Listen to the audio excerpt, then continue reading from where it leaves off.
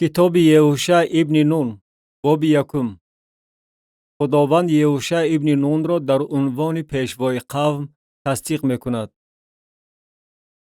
و بعد از وفات موسی بنده خداوند، چنین واقع شد که خداوند به یهوشع ابن نون خدمتگزار موسی سخن رانده گفت: موسی بنده من وفات یافت و الحال برخاسته از این رود اردن عبور نما، تو و تمام این قوم، و زمینی که من به آنها به بنی اسرائیل میدهم.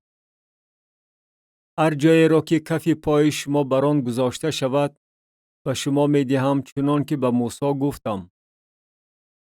از بیابان و این لبنان تا نهر بزرگ که نهر فرات باشد، تمام زمین هیتیان تا بحر بزرگ که غروبگاه آفتاب است، حدود شما خواهد بود.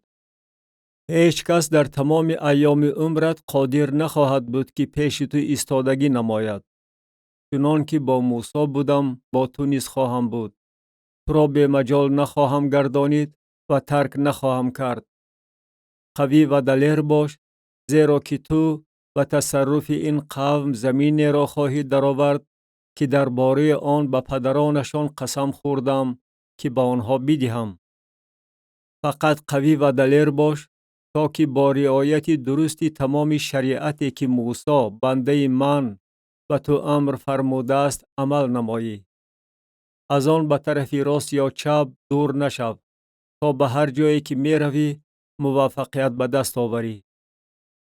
بگذار این کتاب شریعت از دهان تو دور نشود و آن را تو روز و شب بیاموز، تا با رعایت هر آنچه در آن نوشته شده است عمل نمایی، زیرا که آنگاه در راههای خود کامیاب گردیده موفقیت به دست خواهی آورد. من آخر به تو چنین امر فرمودم: قوی و دلیر باش، نترس و هراسان نشو، زیرا به هر جایی که بروی خداوند خدای تو با توست. امر به ناظران. و یهوشع به ناظران قوم امر فرموده گفت: اندرون اردوگاه دور زنید و به قوم امر فرموده بگویید: برای خود توشه مهیا کنید، زیرا که بعد از 3 روز شما از این اردن خواهید گذشت، تا که رفته زمینی را به تصرف خود درآورید که خداوند خدای شما به شما برای تصرف نمودن می‌دهد. و یهوشع برای اوبنیان و جادیان و نصف سبط منشه سخن رانده گفت: به یاد آورید آن کلامی را که موسی بنده خداوند به شما امر فرموده گفته است: خداوند خدای شما به شما آرامی بخشید و این زمین را به شما داد. زنان شما، کودکان شما و چاروای شما بگذار در زمینی که موسی به شما در این طرف اردن داده است بمانند، ولیکن شما همه مردان جنگی مسلح گردیده پیشاپیش برادران خود عبور نمایید و به آنها کمک رسانید، تا دمی که خداوند به برادران شما نیز مثل شما آرامی بخشد و آنها نیز زمینی را که خداوند خدای شما به آنها می‌دهد تصرف نمایند. و آنگاه شما به ملک خود و زمینی که موسی بنده خداوند در این طرف اردن از طلوعگاه آفتاب به شما داده است، برگشته آن را تصرف خواهید کرد. و آنها به یهوشع جواب داده گفتند: هر امری که به ما بفرمایی به جا خواهیم آورد و به هر کجا که ما را بفرستی روانه خواهیم شد. چنان که در هر بابت به موسی گوش دادیم، آنچنان به تو گوش خواهیم داد. فقط خداوند خدای تو بگذار با تو باشد، چنان که با موسی بود. هر کسی که به فرمان تو مقابلت نماید و به سخنان تو در هر چیزی که امر فرمایی گوش ندهد، کشته خواهد شد. فقط قوی و دلیر باش. کتاب یهوشع ابن نون باب 2. راهاب و جاسوسان. و یهوشع ابن نون از شیتیم 2 مرد جاسوس را پنهانی فرستاده گفت: رفته آن زمین و یریحو را ببینید. آنها رفته به خانه فاحشه‌ای که راهاب نام داشت در آمدند و در آنجا خواب کردند. و به پادشاه یریحو چنین خبر رسید: اینک امشب به اینجا مردان از بنی اسرائیل آمدند تا که زمین را جاسوسی کنند. و پادشاه یریحو نزد راهاب فرستاده گفت: مردانی را که نزد تو آمده به خانه تو در آمدند بیرون آور، زیرا آنها آمدند تا که تمام این زمین را جاسوسی کنند. ولیکن زن آن دو مرد را گرفته پنهان کرد و گفت: آره، آن مردان نزد من آمده بودند، ولی من ندانستم که آنها از کجایند. و چون هوا تاریک شده وقتی بستنی دروازه رسید، آن مردان بیرون رفتند. نمیدانم که آنها کجا رفتند. زود آنها را تعقیب نماید که به آنها خواهید رسید. و حال آنکه او آنها را بالای بام برآورده در میان زغیر پایه ها که بالای بام چیده بود پنهان کرد. پس آن کسان آنها را در راهی که سوی اردن می برد تا خود معبرها تعقیب کردند. و بعد از آن که تعقیب کنندگان آنها بیرون رفتند دروازه را بستند. و پیش از آن که آنها خواب روند او نزد آنها بالای بام برآمد و با آن مردان گفت: من میدانم که خداوند این زمین را به شما داده است و ترس شما ما را فرا گرفته است و همه ساکنان این زمین پیش شما به جرأت شدند. زیرا شنیده ایم که چگونه خداوند آبهای بحر قلزم را پیش شما خشک کرده است وقتی که از مصر بیرون آمدید و چگونه شما با دو پادشاه اموری که در آن طرف اردن بودند، یعنی با سیحون و اوج عمل نموده آنها را محو کرده اید. و هنگامی که این را شنیدیم دلهای ما به مجال گردید و در هیچ کس دیگر روح مقاومت پیش شما باقی نماند، زیرا که خداوند خدای شما هم در آسمان و هم بر زمین خدا می باشد.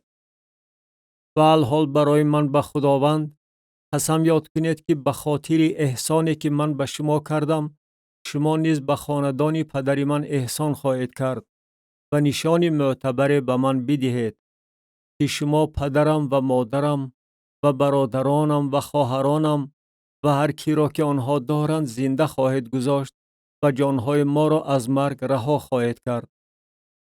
و آن مردان به او گفتند: بگذار جانهای ما به جای شما بمیرد اگر شما این کار ما را آشکار نکنید. و هنگامی که خداوند این زمین را به ما بدهد ما به تو براستی احسان خواهیم کرد. و او آنها را با طناب از تیریزه فراورد، زیرا که خانه او در مابین دیوارهای حصار بود و او در مابین حصار سکونت داشت. و با آنها گفت: جانب کوه بروید، مبادا تعقیب کنندگان به شما آسیب برسانند و در آنجا 3 روز پنهان شوید تا دمی که تعقیب کنندگان برگردند و بعد به راه خود خواهید رفت. و آن مردان به او گفتند: ما از این قسمی تو که ما را قسم دادی در چنین صورت فارغ خواهیم بود. اینک ما به این زمین می آییم. تو این ارغمچین دارای رشته قرمزی را و تیریزه‌ای که ما را از آن فراوردی ببند و پدرت و مادرت و برادرانت و تمام اهل بیت پدرت را نزد خود به خانه جمع کن. و هر کسی که از در خانه تو بیرون رود خونش به گردنش خواهد بود و ما فارغ خواهیم بود. و هر کسی که با تو در خانه باشد اگر دستی تعدی به وی برسد خون وی به گردن ما خواهد بود. ولی اگر تو این کار ما را آشکار کنی ما از قسم تو که ما را قسم دادی فارغ خواهیم بود. و او گفت: بگذار از روی گفته شما بشود. و آنها را فرستاد و آنها رفتند و ارغمچین قرمزی را به تیریزه بست. و آنها رفته به کوه رسیدند و در آنجا 3 روز ماندند تا دمی که تعقیب کنندگان برگشتند و تعقیب کنندگان تمام راه را جستجو کردند ولی نیافتند. و آن 2 مرد گشته از کوه فرآمدند و از نهر عبور نموده نزد یهوشع ابن نون آمدند و هر چی را که با آنها روی داده بود به او حکایت کردند. و به یهوشع گفتند: براستی خداوند تمام آن زمین را به دست ما سپرده است و همه ساکنان آن زمین پیش ما به جرأت شدند. کتاب یهوشع ابن نون باب 3. از اردن عبور کردند. و یهوشع بامدادان بر محل برخاست و او و تمام بنی اسرائیل از شیتیم روانه شده به اردن آمده رسیدند و پیش از آن که عبور کنند شب را در آنجا گذرانیدند. و بعد از گذشتن 3 روز ناظران اندرون اردوگاه دور زدند و به قوم امر فرموده گفتند: وقتی که صندوق عهد خداوند خدای خود را ببینید که کاهنان و لیوی زادگان آن را برداشته میبرند، شما نیز از جای خود روانه شوید و از عقب آن بروید. اما در میان شما و آن تا 2000 ذراع مسافه باید باشد و آن نزدیک نشوید، تا راهی را که با آن خواهید رفت بدانید، زیرا که شما هرگز با این راه عبور ننموده اید. و یهوشع به قوم گفت: خود را تقدیس نمایید، زیرا که فردا خداوند در میان شما کارهای عجایب خواهد کرد. و یهوشع به کاهنان سخن رانده گفت: صندوق عهد را برداشته پیش قوم عبور نمایید. و آنها صندوق عهد را برداشته پیش قوم روانه شدند. و خداوند به یهوشع گفت: امروز من به بزرگ گردانیدن تو در نظر تمام اسرائیل شروع می نمایم، تا بدانند که چنان که با موسی بودم آنچنان با تو خواهم بود. و تو به کاهنان بردارنده صندوق عهد امر فرموده بگوی: همین که به کنار آبهای اردن برسید در اردن بایستید. و یهوشع به بنی اسرائیل گفت: به اینجا نزدیک آمده سخنان خداوند خدای خود را بشنوید. و یهوشع گفت: با این خواهید دانست که خدای حی در میان شماست و او کنعانیان و هیتیان و هیویان و فریزیان و جیرجاشیان و اموریان و یبوسیان را از پیش شما محو خواهد کرد. اینک صندوق عهد مالک تمام جهان پیشاپیش شما از اردن عبور خواهد نمود. و الحال شما 12 نفر از سبطهای اسرائیل از هر سبط 1 نفر برای خود بگیرید. و همین که کف پایهای کاهنان بردارنده صندوق عهد خداوند مالک تمام جهان با آبهای اردن داخل شود، آبهای اردن، آبهایی که از بالا فرود می آید، قطع گردیده مثل دیوار خواهد باز ایستاد. و هنگامی که قوم از خیمه های خود روانه شدند تا از اردن عبور نمایند، و کاهنان بردارنده صندوق عهد پیشاپیش قوم بودند. همین که بردارندگان صندوق به اردن رسیدند و پایهای کاهنان بردارنده صندوق و کنار آب غوطید، در صورتی که اردن تمام ایام درو بر همه ساحلهایش لبریز می شود. آبهایی که از بالا فرود می آمد و مسافه بسیار دور از شهر آدام که در جانب سارتان است، مثل دیوار باز ایستاد و آبهایی که سوی بحر بیابان یعنی بحر نمک فرود می آمد تماما قطع گردید و قوم در رو بروی یریحو عبور کردند. و کاهنان بردارنده صندوق عهد خداوند اندرون اردن در خشکی محکم می ایستادند و تمام اسرائیل در خشکی عبور می کردند تا دمی که از اردن عبور کردن تمام خلق انجام یافت. کتاب یهوشع ابن نون باب 4. 2 هیکل یادگاری. و هنگامی که از اردن عبور کردن تمام خلق انجام یافت، خداوند به یهوشع سخن رانده گفت: 12 نفر از میان قوم از هر سبط 1 نفر برای خود بگیرید. و با آنها امر فرموده بگوید: از اینجا از درون اردن، از جایی که پایهای کاهنان محکم ایستاده بود، 12 سنگ برای خود بردارید و آنها را با خود برده در منزلگاهی که امشب را می‌گذرانید بگذارید. و یهوشع 12 مردی را که از بنی اسرائیل از هر سبط 1 نفر انتخاب کرده بود دعوت نمود. و یهوشع با آنها گفت: پیش صندوق خداوند خدای خود و درون اردن برگردید و هر یک از شما 1 سنگ را موافق شماره سبطهای بنی اسرائیل بر کتف خود بردارید، تا که این در میان شما علامت باشد. وقتی که پسران شما فردا پرسیده گویند: این سنگ ها در شما برای چیست؟ آنگاه با آنها خواهید گفت: برای یادگاری آن است که آبهای اردن پیش صندوق عهد خداوند قطع گردید. یعنی وقتی که آن از اردن عبور میکرد، آبهای اردن قطع گردید و این سنگها برای بنی اسرائیل یادگاری ابدی خواهد بود. و بنی اسرائیل چنان که یهوشع امر فرمود عمل کردند.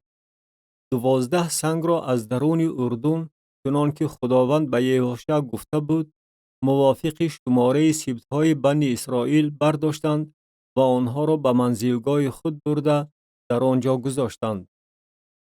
و یهوشع همچنین اندرون اردن در جایی که پایهای کاهنان بردارنده صندوق عهد ایستاده بود 12 سنگ گذاشت و آنها تا امروز در آنجاست.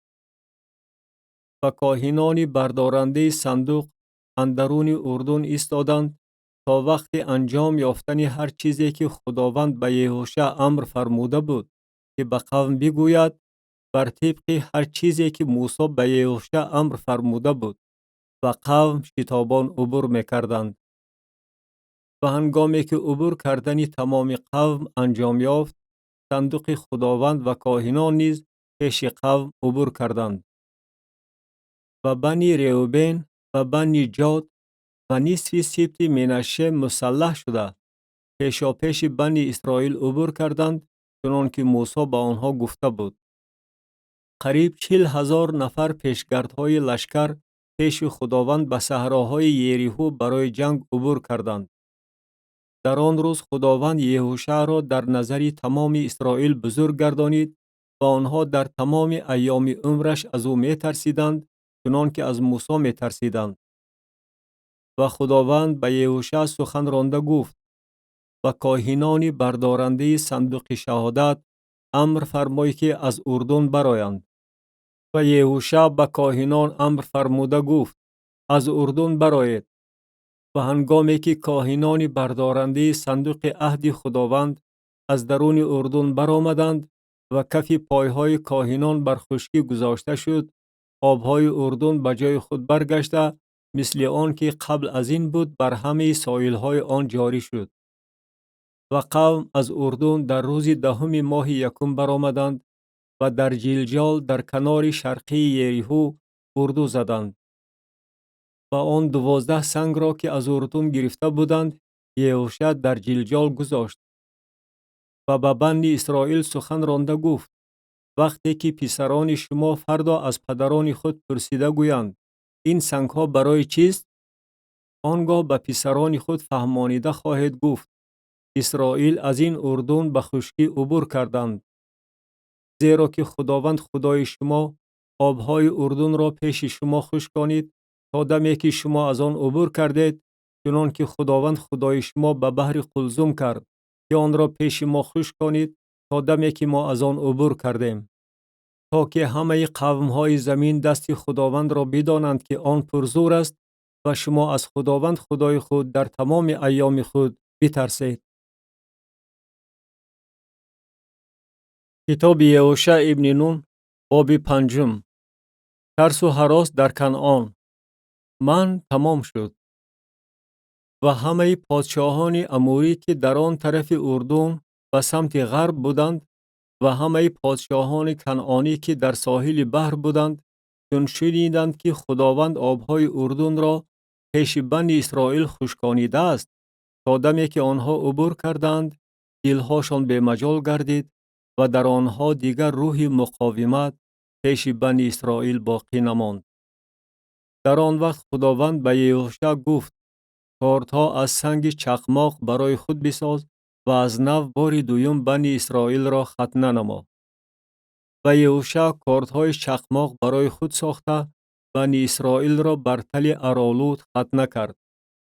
و این از سبب ختنه کردن یهوشع تمام نرینه قومی که از مصر بیرون آمده بودند، همه مردان جنگی بعد از آن که از مصر بیرون آمدند در راه بیابان مردند. در صورتی که تمام این قوم بیرون آمده مختون بودند، ولی تمام قومی که در راه بیابان بعد از بیرون آمدن از مصر تولد شده بودند مختون نبودند. زیرا که بنی اسرائیل 40 سال در بیابان راه رفتند. تا وقتی فنا شدن تمام آن خلق، یعنی همه مردان جنگی که از مصر بیرون آمده بودند، زیرا که آنها با آواز خداوند گوش ندادند و خداوند با آنها قسم خورد که آنها آن زمین را نخواهند دید که خداوند با پدرانشان قسم خورده بود که آن را به ما بدهد، زمینی که شیر و عسل در آن جاری است. و پسران آنها را به جای آنها برپا نمود. انا همینها را یهوشع ختنه کرد، زیرا که غلافکدار بودند، چون که آنها در راه ختنه نکرده بودند. و هنگامی که ختنه تمام این خلق انجام یافت، آنها در جایهای خود در اردوگاه ماندند تا دمی که صحت یافتند. و خداوند به یهوشع گفت: امروز من ننگ مصر را از شما دور کردم. از این رو نام این مکان تا امروز جلجال خوانده می شود. و بنی اسرائیل در جلجال اردو زدند و عید فیس را در روز 14 ماه بیگاه روزی در صحراهای یریحو به جا آوردند. و فردای فیس از حاصلات این زمین در همان روز فطیر و خوشه بیریان خوردند. و از فردایش وقتی که از حاصل زمین خوردند، باریدن من قطع شد و بنی اسرائیل دیگر من نداشتند، بلکه در آن سال آنها از حاصلات زمین کنعان می خوردند. پیشوای اسرارآمیز. و هنگامی که یهوشع نزد یریحو بود، او چشمانش را بالا برداشته نگریست و اینک مردی در رو بروی او ایستاده است و شمشیر برهنه در دست وی است.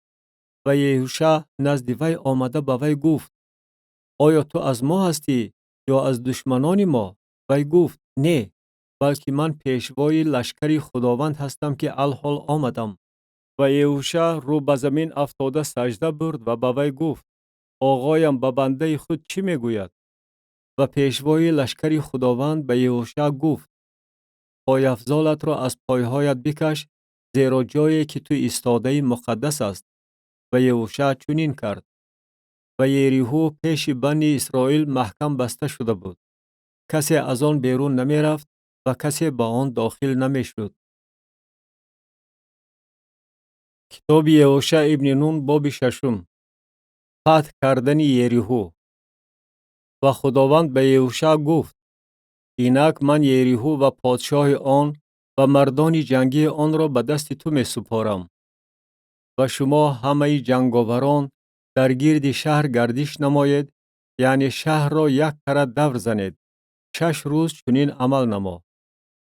و 7 کاهن بگذار 7 شاخ قشقار را پیشاپیش صندوق برداشته گردند و در روز هفتم 7 کره در گرد شهر گردش نماید و کاهنان شاخها را بنوازند. و چون شاخ قشقار دور و دراز نواخته شود و شما صدای شاخ را بشنوید، بگذار تمام قوم با آواز بلند فریاد زنند و حصار شهر در جای خود فرو خواهد غلتید و قوم هر یک از رخنه رو بر روی خود به شهر داخل خواهند شد. و یهوشع ابن نون کاهنان را دعوت نموده با آنها گفت: صندوق عهد را بردارید و 7 کاهن بگذار 7 شاخ قشقار را پیشاپیش صندوق خداوند بردارد. و به قوم گفت: روانه شوید و در گرد شهر گردش نماید و فوج پیشگرد بگذار پیشاپیش صندوق خداوند روانه شوند. و چون یهوشع به قوم این سخنان را گفت، 7 کاهن که 7 شاخ قشقار را پیش خداوند برداشته بودند، روانه شده شاخها را نواختند و صندوق عهد خداوند از عقیب آنها می رفت. و فوج پیشگرد پیشاپیش کاهنان نوازنده شاخها می رفتند و فوج ساقه از عقیب صندوق می رفتند.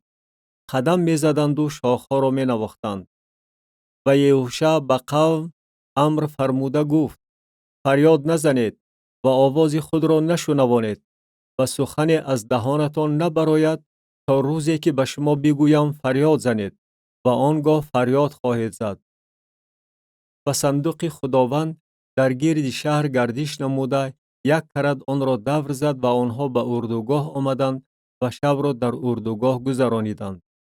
و یهوشع بامدادان بر محل برخاست و کاهنان صندوق خداوند را برداشتند. و 7 کاهن که 7 شاخ قشقار را پیشاپیش صندوق خداوند برداشته می رفتند، قدم زده می رفتند و شاخها را می نواختند و فوج پیشگرد پیشاپیش آنها روانه بودند و فوج ساقه از عقب صندوق خداوند می رفتند. قدم می زدند و شاخها را می نواختند و در گرد شهر در روز دوم یک کرت گردش نموده به اردوگاه برگشتند. 6 روز چنین عمل کردند و در روز هفتم برابر دمیدن صبح بر محل برخاسته در گرد شهر به همین منوال 7 کرت گردش کردند. فقط در این روز در گرد شهر 7 کرت گردش کردند. و هنگامی که دفعه هفتم کاهنان شاخها را نواختند، یهوشع به قوم گفت: فریاد زنید، زیرا که خداوند شهر را به شما سپرده است و این شهر و هر چی در آن است برای خداوند حرام خواهد بود. فقط راهاب فاحشه با هر کسی که در خانه وی است زنده خواهد ماند، زیرا وی قاصدانی را که فرستادیم پنهان کرد. ولیکن شما از چیز حرام احتیاط کنید، مبادا با دست زدن به چیز حرام شما نابود شوید و اردوگاه اسرائیل را گرفتار هلاکت کرده هلاکت به سر آن بیارید. و تمام نقره و طلا و ظرفهای میسین و آهنین وقف برای خداوند بوده و گنجینه خداوند داخل خواهد شد.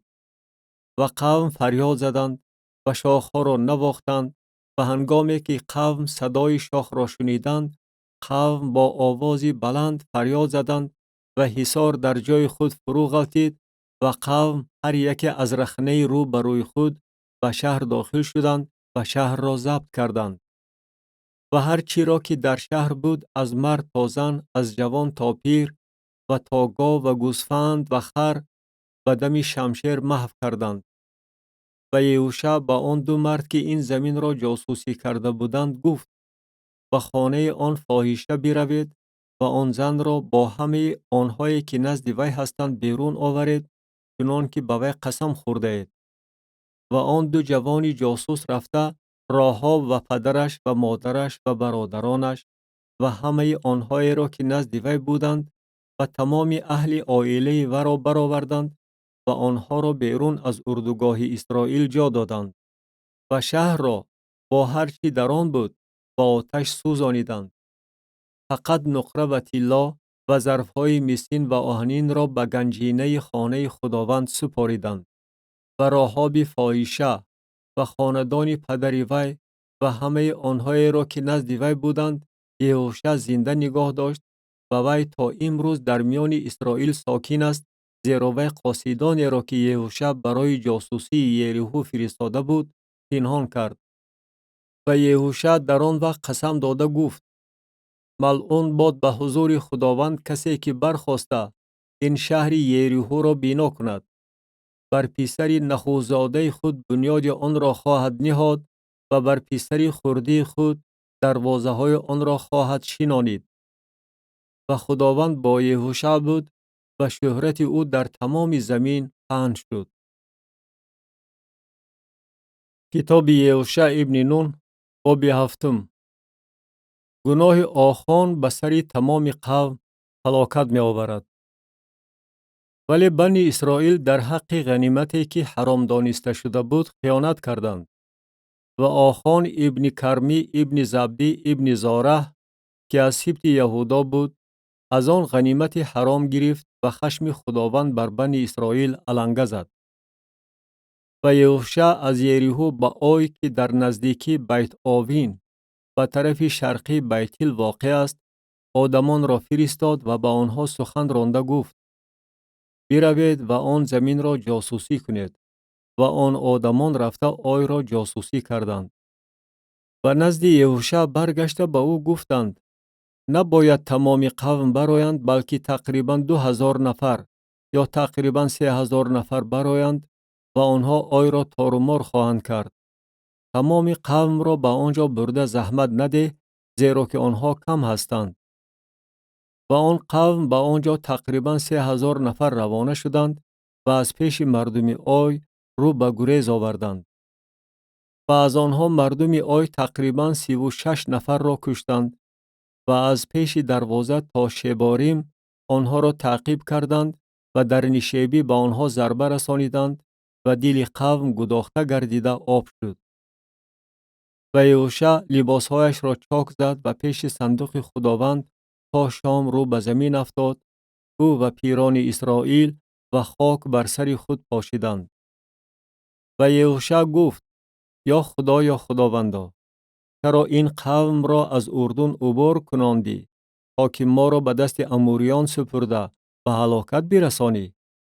کاش که ما عزم نموده در آن طرف اردن می ماندیم.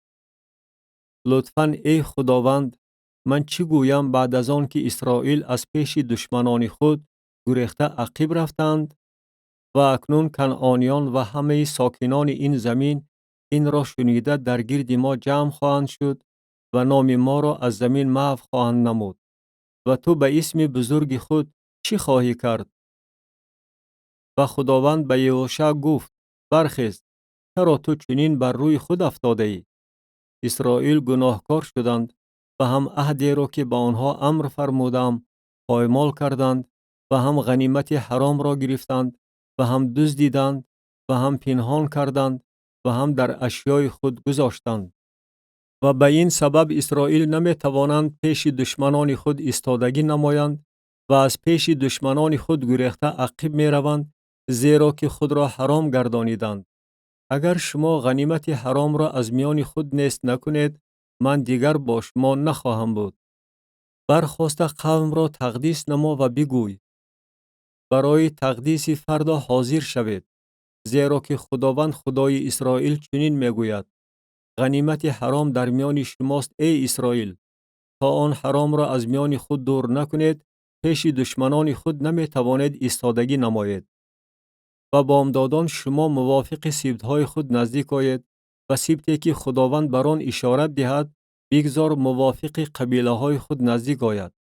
و قبیله‌ای که خداوند بر آن اشارت دهد بگذار موافق خاندان های خود نزدیک آید و خاندانی که خداوند بر آن اشارت دهد بگذار هر مرد آن نزدیک آید.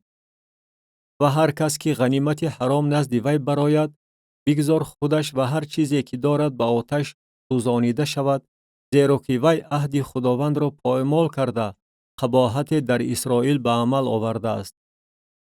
و یهوشع بامدادان بر محل برخاسته اسرائیل را موافق سبطهاشان نزدیک آورد و اشارت بر سبط یهودا افتاد. و قبیله های یهودا را نزدیک آورد، اشارت بر قبیله زاره افتاد و قبیله زاره را موافق مردهای آن نزدیک آورد، اشارت بر زبدی افتاد. و خاندان او را موافق مردهای آن نزدیک آورد، اشارت بر آخان ابن کرمی ابن زبدی ابن زاره که از خاندان یهودا بود افتاد. و یهوشع به آخان گفت: پسرم، لطفاً خداوند خدای اسرائیل را جلال ده و پیش او اقرار شو و به من معلوم نما که چی کردی، از من پنهان ندار. و آخان به یهوشع جواب گردانیده گفت: من حقیقتاً پیش خداوند خدای اسرائیل گناه کرده چنین کاری به عمل آوردم. وقتی که در میان غنیمت یک جامه زیبای شنعاری و 200 سیقل نقره و یک سیخ طلا را که وزنش 50 سیقل بود دیدم، آنها را طمع نموده گرفتم و اینک آن اندرون خیمه من در زمین پنهان کرده شده است و نقره در تگ آن می باشد. و یهوشع قاصدان را فرستاد و آنها سوی آن خیمه دویدند و اینک آن در خیمه او پنهان کرده شده بود و نقره در تگ آن بود. و آن را از درون خیمه گرفته نزد یهوشع و تمام بنی اسرائیل آوردند و به حضور خداوند گذاشتند. و یهوشع و تمام اسرائیل همراه او، آخان ابن زاره و نقره و جامه و سیخ طلا و پسرانش و دخترانش و گاوانش و خرانش و بز و گوسفندانش و خیمهش و هر چی را که داشت گرفتند و آنها را به وادی آخور برآوردند. و یهوشع گفت: چی فلاکتی است که تو به سر ما آوردی؟ خداوند امروز به سر تو فلاکت خواهد آورد. و تمام اسرائیل او را سنگسار کردند و آنها را به آتش سوزاندند و آنها را سنگباران کردند.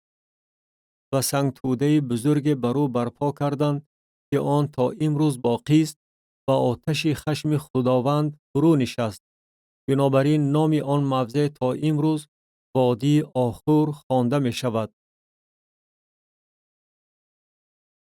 کتاب یهوشع ابن نون باب 8.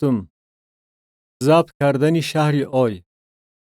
و خداوند به یهوشع گفت: نترس و هراسان نشو، همه مردان جنگی را همراه خود بگیر و برخاسته سوی آی برو. اینک من پادشاه آی و قومش و شهرش و زمینش را به دست تو می سپارم. و با آی و پادشاهش طور عمل نما که با یریحو و پادشاهش عمل نمودی. فقط غنیمتش و چارپایانش را برای خود تاراج کنید. در پشت شهر برای خود کمین بساز. و یهوشع و همه مردان جنگی برخاستند تا که سوی آی بروند. و یهوشع 30,000 نفر جنگاوران جسور را برگزید و شبانه آنها را فرستاد.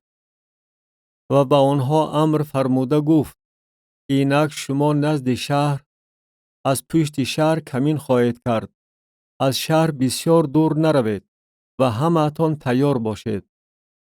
و من و تمام قومی که با منند به شهر نزدیک خواهیم شد و همین که آنها مثل دفعه اول و پیشواز ما بیرون آیند، ما از پیش آنها خواهیم گریخت و آنها ما را دنبالگیری خواهند کرد تا دمی که آنها را از شهر دور سازیم، به طوری که آنها خواهند گفت: مثل دفعه اول از پیش ما می گریزند و ما از پیش آنها خواهیم گریخت.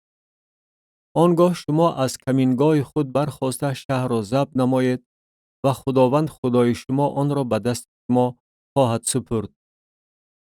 و همین که شهر را مسخر کردید، شهر را به آتش بسوزانید، بر طبق کلام خداوند عمل نمایید. اینک شما را امر فرمودم. و یهوشع آنها را فرستاد و آنها سوی کمینگاه رفته در میان بیتیل و آی از طرف غربی آی جایگیر شدند. و یهوشع آن شب را در میان قوم گذرانید.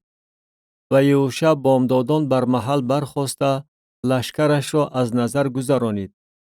و او با یک جایگی پیران اسرائیل پیشاپیش لشکر سوی آی روانه شد. و همه مردان جنگی که با او بودند رهسپار گردیده نزدیک آمدند و به مکانی که در رو بروی شهر بود رسیدند و از طرف شمالی آی اردو زدند، در صورتی که در میان آنها و آی دره بود.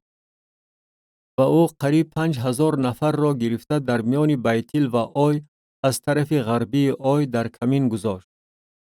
و قوم را، یعنی تمام اردوی را که بودند به طرف شمالی شهر و کمینوران را به طرف غربی شهر جایگیر کردند. و یهوشع آن شب به میان وادی رفت. و هنگامی که پادشاه آی این را دید، او و تمام قومش یعنی مردم شهر شتاب نموده بر محل برخاستند و به پیشواز اسرائیل به موضع معینی پیش صحرا برای جنگ برآمدند. ولی او نمی‌دانست که در پشت شهر به مقابل او کمین ساختند. و یهوشع و تمام اسرائیل خود را پیش آنها مغلوب وانمود کرده با راه بیابان گریختند. و همه مردانی که در آی بودند جمع آمدند تا که آنها را تعقیب نمایند و یهوشع را تعقیب نموده از شهر دور شدند. و در آی و بیتیل مردی نماند که برای تعقیب کردن اسرائیل بیرون نرفته باشد. و آنها شهر را واز گذاشته اسرائیل را تعقیب کردند. و خداوند به یهوشع گفت: مزراقی را که در دست توست سوی آی دراز کن، زیرا که آن را به دست تو می سپارم. و یهوشع مزراقی را که در دستش بود سوی شهر دراز کرد.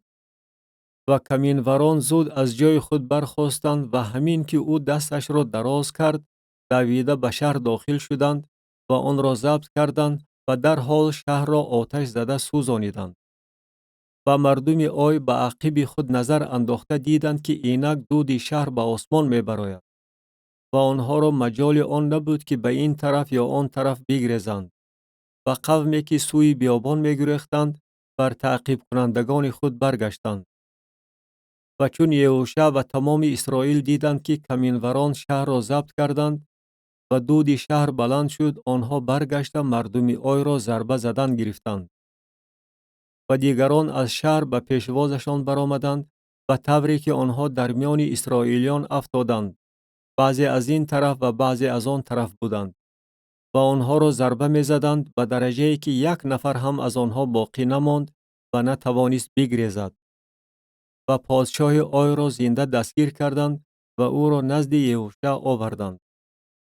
و هنگامی که اسرائیلیان کشتن همه ساکنان آی را در صحرا و در بیابانی که آنها را در آن تعقیب می کردند به آخر رسانیدند، به طوری که همه اشان تا به آخر به دم شمشیر افتادند، آنگاه تمام اسرائیل به آی برگشته اهالی آن را به دم شمشیر محو کردند. و همه افتادگان در آن روز از مرد تا زن، یعنی تمام مردم آی 12,000 نفر بودند. و یهوشع دست خود را که با مزراق دراز کرده شده بود عقب نکشید تا دمی که همه ساکنان آی را محو نمود. فقط چارپایان و غنیمت این شهر را اسرائیلیان برای خود تاراج کردند بر طبق کلام خداوند که به یهوشع امر فرموده بود. و یهوشع آی را سوزانید و آن را خرابزار ابدی گردانید که تا امروز در همین حالت است. و پادشاه آی را به دار آویخته تا وقت شام باقی گذاشت و برابر غروب کردن آفتاب یهوشع امر فرمود و لاشه ورا از دار فراورده در دهن دروازه شهر پرتافتند و سنگ توده بزرگ بران برپا کردند که تا امروز باقی است. برکت‌ها و لعنت‌ها بر کوه ایبال. آنگاه یهوشع قربانگاه برای خداوند خدای اسرائیل بر کوه ایبال بنا کرد. چنان که موسی بنده خداوند به بنی اسرائیل امر فرموده بود، همان طوری که در کتاب شریعت موسی نوشته شده است، یعنی قربانگاه از سنگ‌های یگلوخ که بر آنها آلت آهنین برداشته نشده بود و قربانی‌های سوختنی برای خداوند بران برآوردند و قربانی‌های سلامتی ذبح کردند. و در آنجا یهوشع در حضور بنی اسرائیل بر سنگ‌ها نسخه شریعت موسی را نوشت.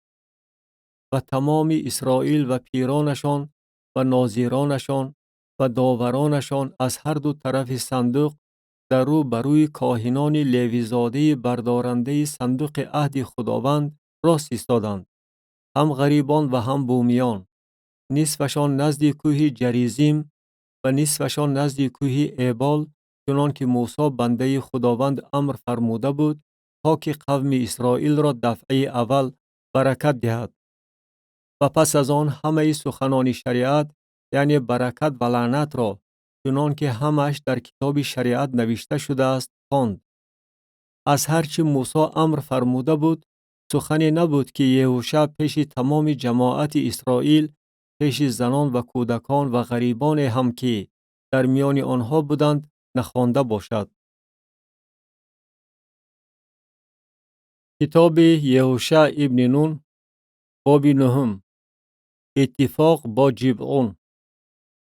و چون همه پادشاهان آن طرف اردن که در کوه و پستی و تمام ساحل بحر بزرگ تا رو بروی لبنان بودند، یعنی پادشاهان هیتیان و اموریان، کنعانیان، فریزیان، هیویان و یبوسیان این را شنیدند، یک جای جمع شدند تا که با یهوشع و قوم اسرائیل یک دلانه جنگ کنند. ولیکن ساکنان جبعون آنچه را که یهوشع در حق یریحو و آی کرده بود شنیده عیارانه رفتار کردند.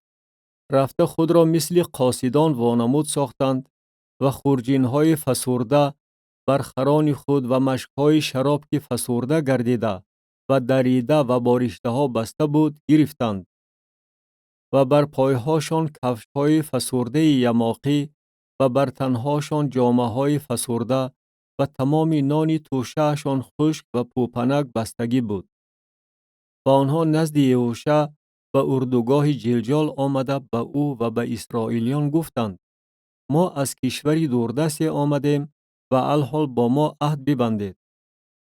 و اسرائیلیان به این هیویان گفتند: شاید شما در میان ما ساکن باشید، پس چگونه ما می توانیم با شما عهد ببندیم؟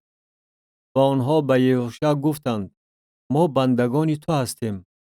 و یهوشع به آنها گفت: شما کیستید و از کجا آمده اید؟ و آنها به او گفتند: ما بندگانت از کشوری دوردست به سبب اسم خداوند خدای تو آمده ایم، زیرا آوازه او و هر آنچه را که او در مصر کرده است شنیده ایم. و نیز آنچه را که او به دو پادشاه اموریان که در آن طرف اردن بودند، یعنی به سیحون پادشاه هشبون و اوج پادشاه باشان که در اشتارود بود کرده است. و پیران ما و همه ساکنان کشور ما به ما سخن رانده گفتند توشه راه به دست خود بگیرید و به پیشواز آنها بروید و به آنها بگویید که ما بندگان شما هستیم و الحال با ما عهد ببندید. این نان ماست که آن را از خانه های خود همچون توشه راه گرم گرفته بودیم در آن روزی که برآمدیم تا که نزد شما بیاییم و اینک حالا آن خشک شده پوپنک بسته است. و این مشکهای شراب که پر کرده بودیم نو بود و اینک دریده است و این جامه ها و کفش های ما از باعث آن که راه بغایت دور بود فسرده گردیده است. و مردم از توشه آنها گرفته خوردند ولی رأی خداوند را نپرسیدند. و یهوشع با آنها صلح کرد و با آنها عهد بست که آنها را زنده نگاه دارد و رئیسان جماعت با آنها قسم خوردند. و بعد از گذشتن 3 روز که با آنها عهد بسته بودند شنیدند که آنها از موضع نزدیکند و در میانشان ساکن می باشند. و بنی اسرائیل روانه شده در روز 3 به شهرهای آنها رسیدند که این شهرها بود: جبعون، کفیره، بیعروت و کریت آریم. ولی بنی اسرائیل آنها را نکشتند، زیرا که رئیسان جماعت برای آنها به خداوند خدای اسرائیل قسم خورده بودند و تمام جماعت از رئیسان نارضایتی کردند. و همه رئیسان به تمام جماعت گفتند ما برای آنها به خداوند خدای اسرائیل قسم خوردیم و الحال نمی توانیم به آنها آسیب رسانیم. با آنها چنین رفتار خواهیم کرد و آنها را زنده نگاه خواهیم داشت و بر ما برای قسمی که برای آنها خوردیم غضب نخواهد شد. و رئیسان به آنها گفتند بگذار زنده مانند. و آنها برای تمام جماعت هیزم شکن و آبکش گردیدند چنان که رئیسان به آنها گفته بودند. و یهوشع آنها را دعوت نمود و به آنها سخن رانده گفت چرا ما را فریب داده گفتید که ما از شما بسیار دور هستیم و حال آنکه شما در میان ما ساکن می باشید؟ و اکنون شما ملعون هستید و از میان شما همیشه غلامان و هیزم کشان و آبکشان برای خانه خدای من خواهند بود. و آنها به یهوشع جواب گردانیده گفتند زیرا به بندگانت خبر رسید که خداوند خدای تو و بنده خود موسی امر فرموده است که تمام این زمین را به شما بدهد و همه ساکنان این زمین را از پیش شما محو نماید. و از این رو ما از شما برای جانهای خود بسیار ترسیدیم و این کار را کردیم. و الحال ما در دست تو هستیم، هر گونه‌ای که در نظر تو درست و عادلانه باشد که به ما عمل نمایی آن گونه عمل نما. و او به آنها چنین عمل نمود، آنها را از دست بنی اسرائیل خلاصی داد و آنها را نکشتند. و یهوشع آنها را در آن روز تعیین نمود که برای جماعت و برای قربانگاه خداوند در هر جایی که او اختیار کند هیزم شکن و آبکش باشند و تا امروز چنین هستند. کتاب یهوشع ابن نون باب 10. یهوشع ابن نون غلبه عجایب بر 5 پادشاه به دست می آورد. و چون ادونی صادق پادشاه یروشلیم شنید که یهوشع آی را ضبط نموده تار و مار کرده است، یعنی چگونه که با یریحو و پادشاهش عمل نموده بود با آی و پادشاهش نیز آنگونه عمل نموده است و ساکنان جبعون با اسرائیلیان صلح بسته در میان آنها ماندند، آنها بسیار هراسان شدند، زیرا که جبعون چون یکی از شهرهای پادشاهنشین بزرگ بود و از آی هم بزرگتر بود و تمام مردمش دلیر بودند. پس ادونی صادق پادشاه یروشلیم نزد هوهام پادشاه هبرون و فرعام پادشاه یرمود و یافعه پادشاه لاخیش و دبیر پادشاه الجون فرستاده گفت نزد من آمده به من مدد دهید تا که جبعون را ضربه زنیم، زیرا که وی با یهوشع و بنی اسرائیل صلح بسته است. و 5 پادشاه اموریان، پادشاه یروشلیم، پادشاه هبرون، پادشاه یرمود، پادشاه لاخیش و پادشاه اجلون جمع شده برآمدند، یعنی خودشان و تمام لشکرشان نزد جبعون اردو زدند تا که بر ضد وی جنگ کنند. و مردم جبعون نزد یهوشع و اردوگاه جلجال فرستاده گفتند: دستی خود را از بندگانت باز ندار، بلکه زود نزد ما آمده ما را نجات ده و به ما مدد کن، زیرا که همه پادشاهان اموریان کهنشین بر ضد ما جمع شدند. و یهوشع از جلجال برآمد، خودش و همراه او تمام قوم جنگاور و همه مردان جنگی. و خداوند به یهوشع گفت: از آنها نترس، زیرا که آنها را به دست تو سپردم. هیچ یکی از آنها نمی تواند پیش تو ایستادگی نماید. و یهوشع تمام شب از جلجال راه پیموده ناگهان نزد آنها پیدا شد. و خداوند آنها را پیش اسرائیل آشفته کرد و به آنها در جبعون ضربه عظیم رسانیدند و آنها را در راه فراز بیت حورون تعقیب کردند و تا عزیقا و مقیدا آنها را تار و مار ساختند. و هنگامی که آنها از پیش اسرائیل می گریختند، در صورتی که در نشیبی بیت حورون بودند، خداوند بر آنها از آسمان تا عزیقا سنگ‌های بزرگ می پرتافت و آنها می مردند. آنهایی که از سنگ‌های تگرگ مردند زیادتر بودند از آنهایی که بنی اسرائیل به شمشیر کشتند. آنگاه یهوشع در روزی که خداوند اموریان را به دست بنی اسرائیل سپرد، به اسم خداوند سخن رانده در پیش اسرائیلیان گفت: ای آفتاب، بر جبعون بیست، و ای ماه بر وادی ایالون. و آفتاب ایستاد و ماه توقف نمود تا دمی که خلق از دشمنان خود انتقام گرفتند. این آخر در کتاب یاشار نوشته شده است. و آفتاب در میانجای آسمان ایستاد و قریب روزی دراز به غروب کردن نشتافت. و نه پیش از آن و نه بعد از آن روزی که مثل این واقع نشده است که خداوند آواز آدمیزاد را شنیده باشد، زیرا که خداوند برای اسرائیل می جنگید. و یهوشع و همراه او تمام اسرائیل به اردوگاه جلجال برگشتند. ولی آن 5 پادشاه گریخته در مغاره نزد مقیدا پنهان شدند. و به یهوشع خبر رسانیده گفته شد: آن 5 پادشاه یافت شدند در حالتی که در مغاره نزد مقیدا پنهان می باشند.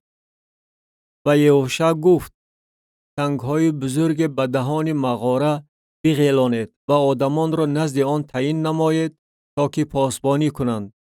ولی شما توقف نکرده دشمنان خود را تعقیب نمایید و کسانی در قفای آنها بوده را محو سازید. آنها را نگذارید که به شهرهای خود داخل شوند، زیرا که خداوند خدای شما آنها را به دست شما سپرده است. و چون یهوشع و بنی اسرائیل به آنها ضربه بغایت بزرگ رسانیده آنها را تماما نیست و نابود کردند و رستگارانی که از آنها باقی مانده بودند به شهرهای حصاردار داخل شدند. آنگاه تمام قوم به اردوگاه نزد یهوشع که در مقیدا بود به سلامتی برگشتند و کسی زبانش را برآورده و مقابل هیچ یکی از بنی اسرائیل سخنی نراند. و یهوشع گفت: دهن مغاره را بگشایید و آن 5 پادشاه را از مغاره نزد من بیرون آورید. و چنین کردند و آن 5 پادشاه، پادشاه یروشلیم، پادشاه هبرون، پادشاه یرمود، پادشاه لاخیش و پادشاه اجلون را از مغاره نزد او بیرون آوردند.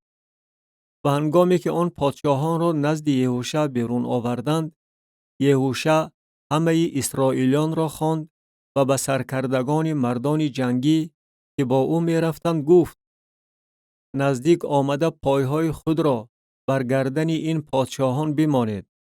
و نزدیک آمده پایهای خود را بر گردن آنها ماندند. و یهوشع با آنها گفت: نترسید و هراسان نشوید، قوی و دلیر باشید، زیرا خداوند به همه دشمنانتان که شما با آنها می جنگید چنین خواهد کرد. و پس از این یهوشع آنها را زده کشت و بر 5 دار آویخت و تا شام آنها بر دارها آویزان بودند.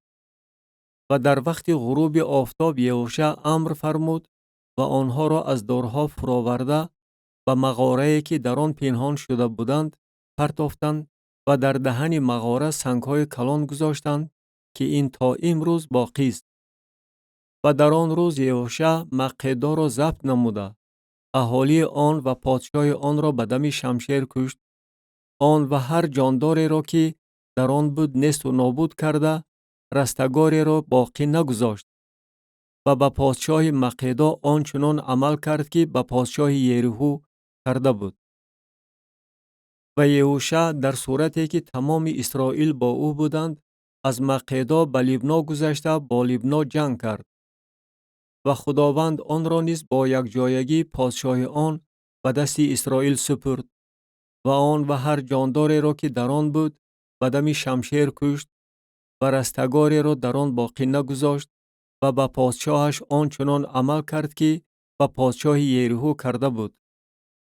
و یهوشع در صورتی که تمام اسرائیل با او بودند از لبنا به لاخیش گذشت و نزد آن اردو زده با آن جنگ کرد. و خداوند لاخیش را به دست اسرائیل سپرد و آن را در روز دوم ضبط نموده آن و هر جانداری را که در آن بود تار و مار کرد چنان که به لبنا عمل کرده بود. آنگاه هورام پادشاه جازر به مدد لاخیش برآمد، ولی یهوشع او و قوم او را تار و مار کرد به درجه که رستگاری را در او باقی نگذاشت. و یهوشع در صورتی که تمام اسرائیل با او بودند از لاخیش به ایجلون گذشت و نزد آن اردو زده بر ضد آن جنگ کردند. و در آن روز آن را ضبط کرده اهالی آن را به دم شمشیر کشتند و هر جانداری را که در آن بود در آن روز نیست و نابود کرد چنان که به لاخیش کرده بود. و یهوشع در صورتی که تمام اسرائیل با او بودند از ایجلون به هبرون گذشت و بر ضد آن جنگ کردند و آن را ضبط نموده آن و پادشاه آن و همه شهرهای آن و هر جانداری را که در آن بود به دم شمشیر کشتند. رستگاری را باقی نگذاشت چنان که به ایجلون کرده بود و آن و هر جانداری را که در آن بود نیست و نابود کرد.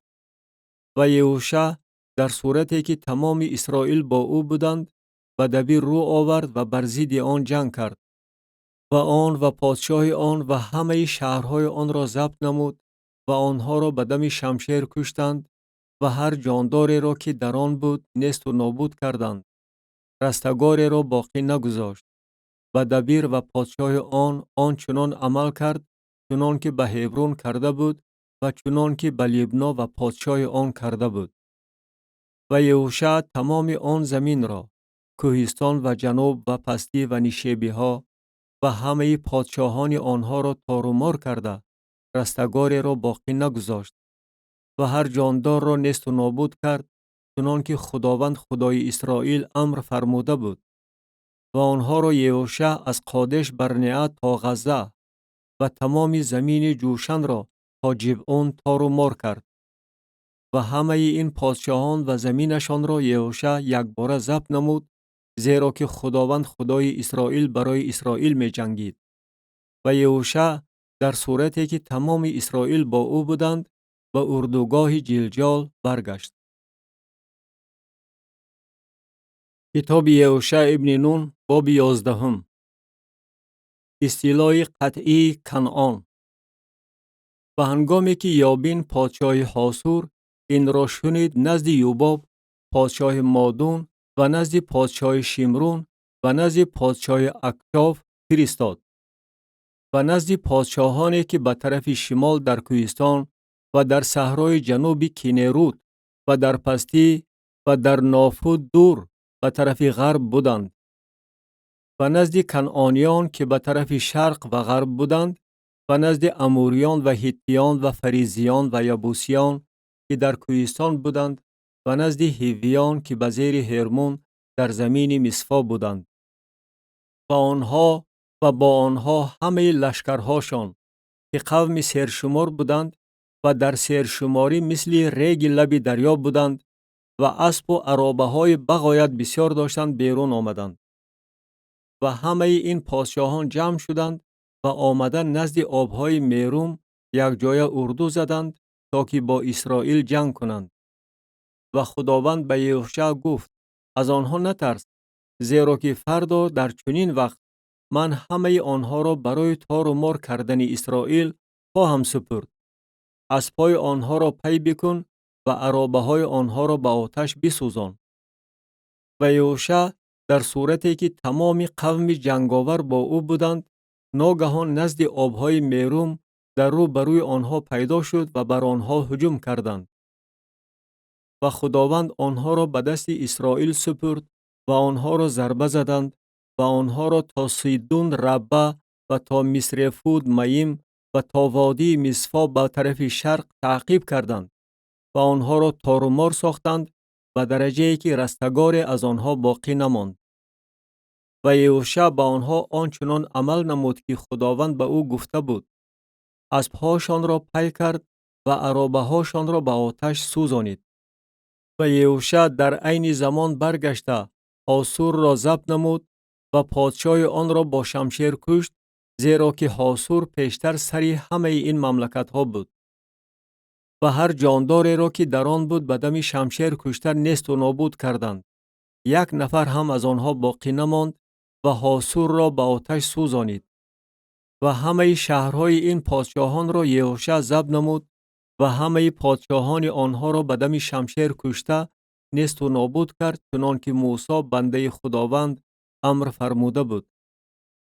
اما همه شهرهای برتلها ایستاده را اسرائیلیان نسوزانیدند، غیر از حاصور که فقط آن را یهوشع سوزانید.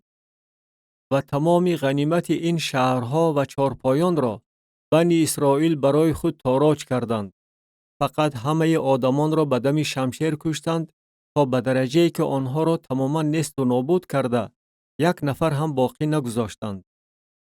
چنان که خداوند به بنده خود موسی امر فرموده بود، آنچنان موسی به یهوشع امر فرمود و یهوشع آنچنان عمل نمود.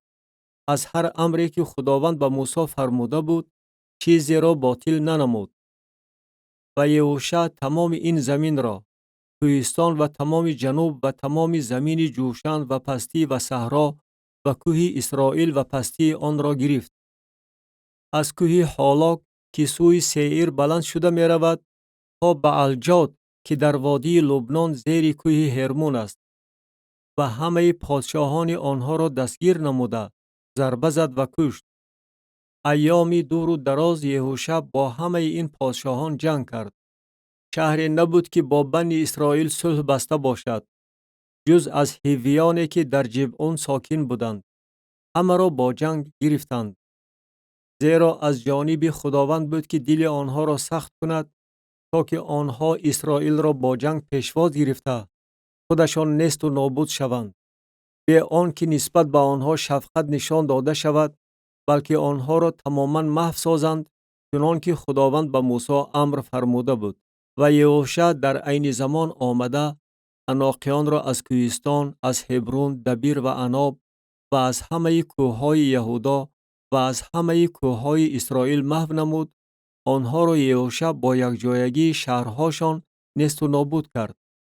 در زمین بنی اسرائیل کسی از عناقیان باقی نماند. فقط در غزه، جد و اشدود باقی ماندند. و یهوشع تمام زمین را بر طبق هر آنچه خداوند به موسی گفته بود مسخر نمود و یهوشع آن را به اسرائیلیان موافق تقسیمات سبط‌هاشان و مالکیت بخشید و زمین از جنگ آرام یافت. کتاب یهوشع ابن نون باب 12. نامگوی پادشاهانی که زیردست شدند. و اینهایند پادشاهان آن زمین که بنی اسرائیل تار و مار کرده زمینشان را در آن طرف اردن و سمت طلوع آفتاب از وادی ارنون تا کوه هرمون و تمام صحرای شرقی به تصرف خود درآوردند.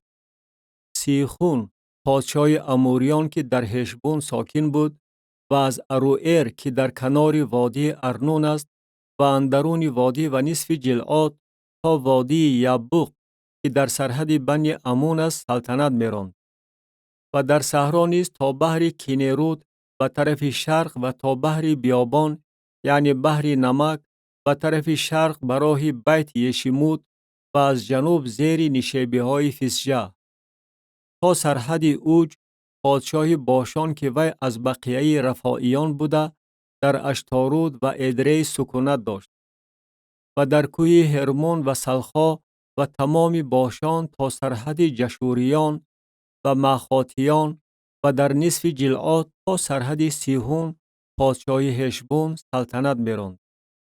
موسی بنده خداوند و بنی اسرائیل آنها را ضربه زدند و آن را موسی بنده خداوند برای اوبینیان و جادیان و نصف سبط منشه و مالکیت بخشید و اینهایند پادشاهان آن زمین که یهوشع و بنی اسرائیل آنها را در آن طرف اردن و سمت غرب از بعلجاد در وادی لبنان تا کوه حالاق که سوی سعیر بلند شده می رود تارومار کردند و یهوشع آن را به سبطهای اسرائیل موافق تقسیماتشان به مالکیت بخشید. در کوهستان و پستی و صحرا و نشیبه‌ها و بیابان و در جنوب هیتیان، اموریان و کنعانیان، فریزیان، هیویان و یبوسیان. یک پادشاه یریحو، یک پادشاه آی که در نزدیکی بیتیل است. یک پادشاه یروشلیم، یک پادشاه هبرون، یک پادشاه یرموت، یک پادشاه لاخیش، یک پادشاه اجلون، یک پادشاه جازر، یک پادشاه دبیر، یک پادشاه جادر، یک پادشاه حارما، یک پادشاه عراد، یک پادشاه لبنا، یک پادشاه ادولام، یک پادشاه مقیدا، یک پادشاه بیتیل، یک پادشاه تفوحه، یک پادشاه حیفر، یک پادشاه افیق، یک پادشاه لشارون، یک پادشاه مادون، یک پادشاه حاسور، یک پادشاه شمرون مرون، یک پادشاه اکشاف، یک پادشاه تعناک، یک پادشاه مجدو، یک پادشاه قادش، یک پادشاه یاقنعام در کرمیل، یک پادشاه دور در نافت دور، یک پادشاه جوئیم در جلجال، یک پادشاه تیرسا، جمع پادشاهان 31 نفر. کتاب یهوشع ابن نون باب 13. خداوند به یهوشع ابن نون درباره تقسیمات زمین دستورات می‌دهد. و یهوشع پیر و سال خورده شد و خداوند به او گفت: تو پیر و سال خورده شده ای و هنوز زمینی بغایت بسیار برای تصرف کردن باقی است. این است زمینی که باقی مانده است، همه ناحیه‌های فلیشتیان و همه جشوریان، از شیهور که در رو بروی مصر است تا سرحد اقرون به سمت شمال که از آن کنعان به شمار می رود. 5 حاکم فلیشتیان، از آن غزه، از آن اشدود، از آن اشقلون، از آن جد، از آن اقرون و از آن اویان. از جنوب تمام زمین کنعانیان و معارا که از آن سیدونیان است تا افیق و تا سرحد اموریان و کشور جبل و تمام لبنان به سمت طلوع آفتاب از بعلجاد که در دامن کوه هرمون است تا درآمدگاه حمات.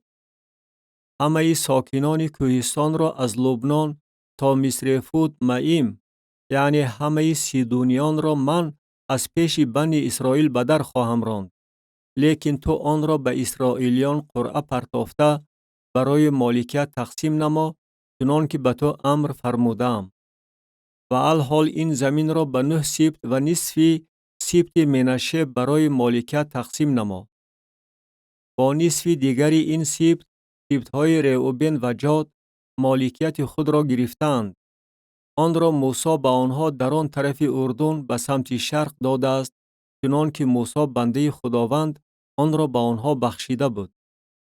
از اروئر که در کنار وادی ارنون است و شهری که اندرون وادی می باشد و تمام دشت از میدبا تا دیبون و همه شهرهای سیحون پادشاه اموریان که در هشبون پادشاهی میکرد تا سرحد بنی عمون و جلعاد و زمین جشوریان و مخاتیان و تمام کوی هرمون و تمام باشان تا سلخا، تمام مملکت اوج باشانی که در اشتارود و ادری پادشاهی میکرد.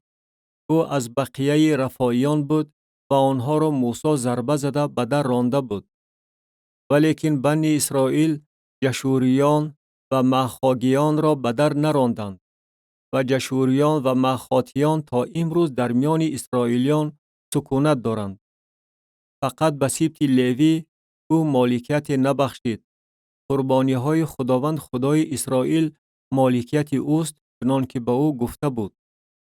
و موسی به خاندان بنی روبن موافق قبیله های آنها داد و حدود آنها از اروئر بود که در کنار وادی ارنون است و شهری که اندرون وادی می باشد و تمام دشت تا میدبا، هشبون و همه شهرهایش که در دشت واقع است، دیبون و بامود بعل و بیت بعل معون و یحتا و قدیمود و مفاعت و قریاتائیم و سیبما و سارت شهر که در کوه ایمک است و بیت فعور و دامن فسجه و بیت اشیموت و همه شهرهای دشت و تمام مملکت سیخون پادشاه اموریان که در هشبون پادشاهی میکرد و موسی او و رئیسان مدیان را، ایوی و راقم و سور و هور و رابع را که این میران سیخون در آن زمین ساکن بودند محو نموده بود.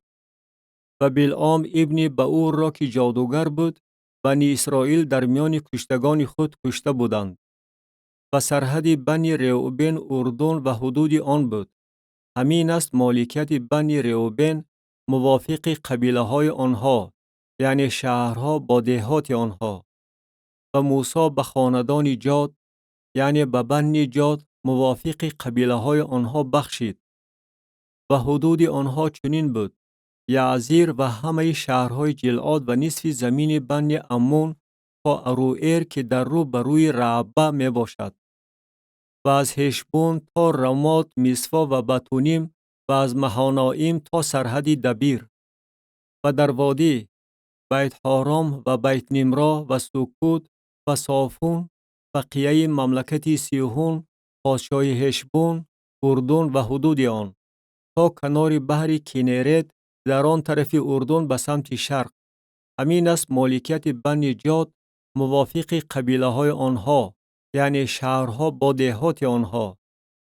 و موسی به نصف سبط منشه بخشید و این برای نصف خاندان بنی منشه موافق قبیله های آنها بود. و حدود آنها چنین بود: از مهنائیم تمام باشان، تمام مملکت اوج پادشاه باشان و تمام دهات یائیر که در باشان است 60 شهر. و نصف جلعاد و اشتارود و ادری شهرهای مملکت اوج در باشان برای پسران ماکر ابن منشه برای نصف بنی ماکر موافق قبیله های آنها بود.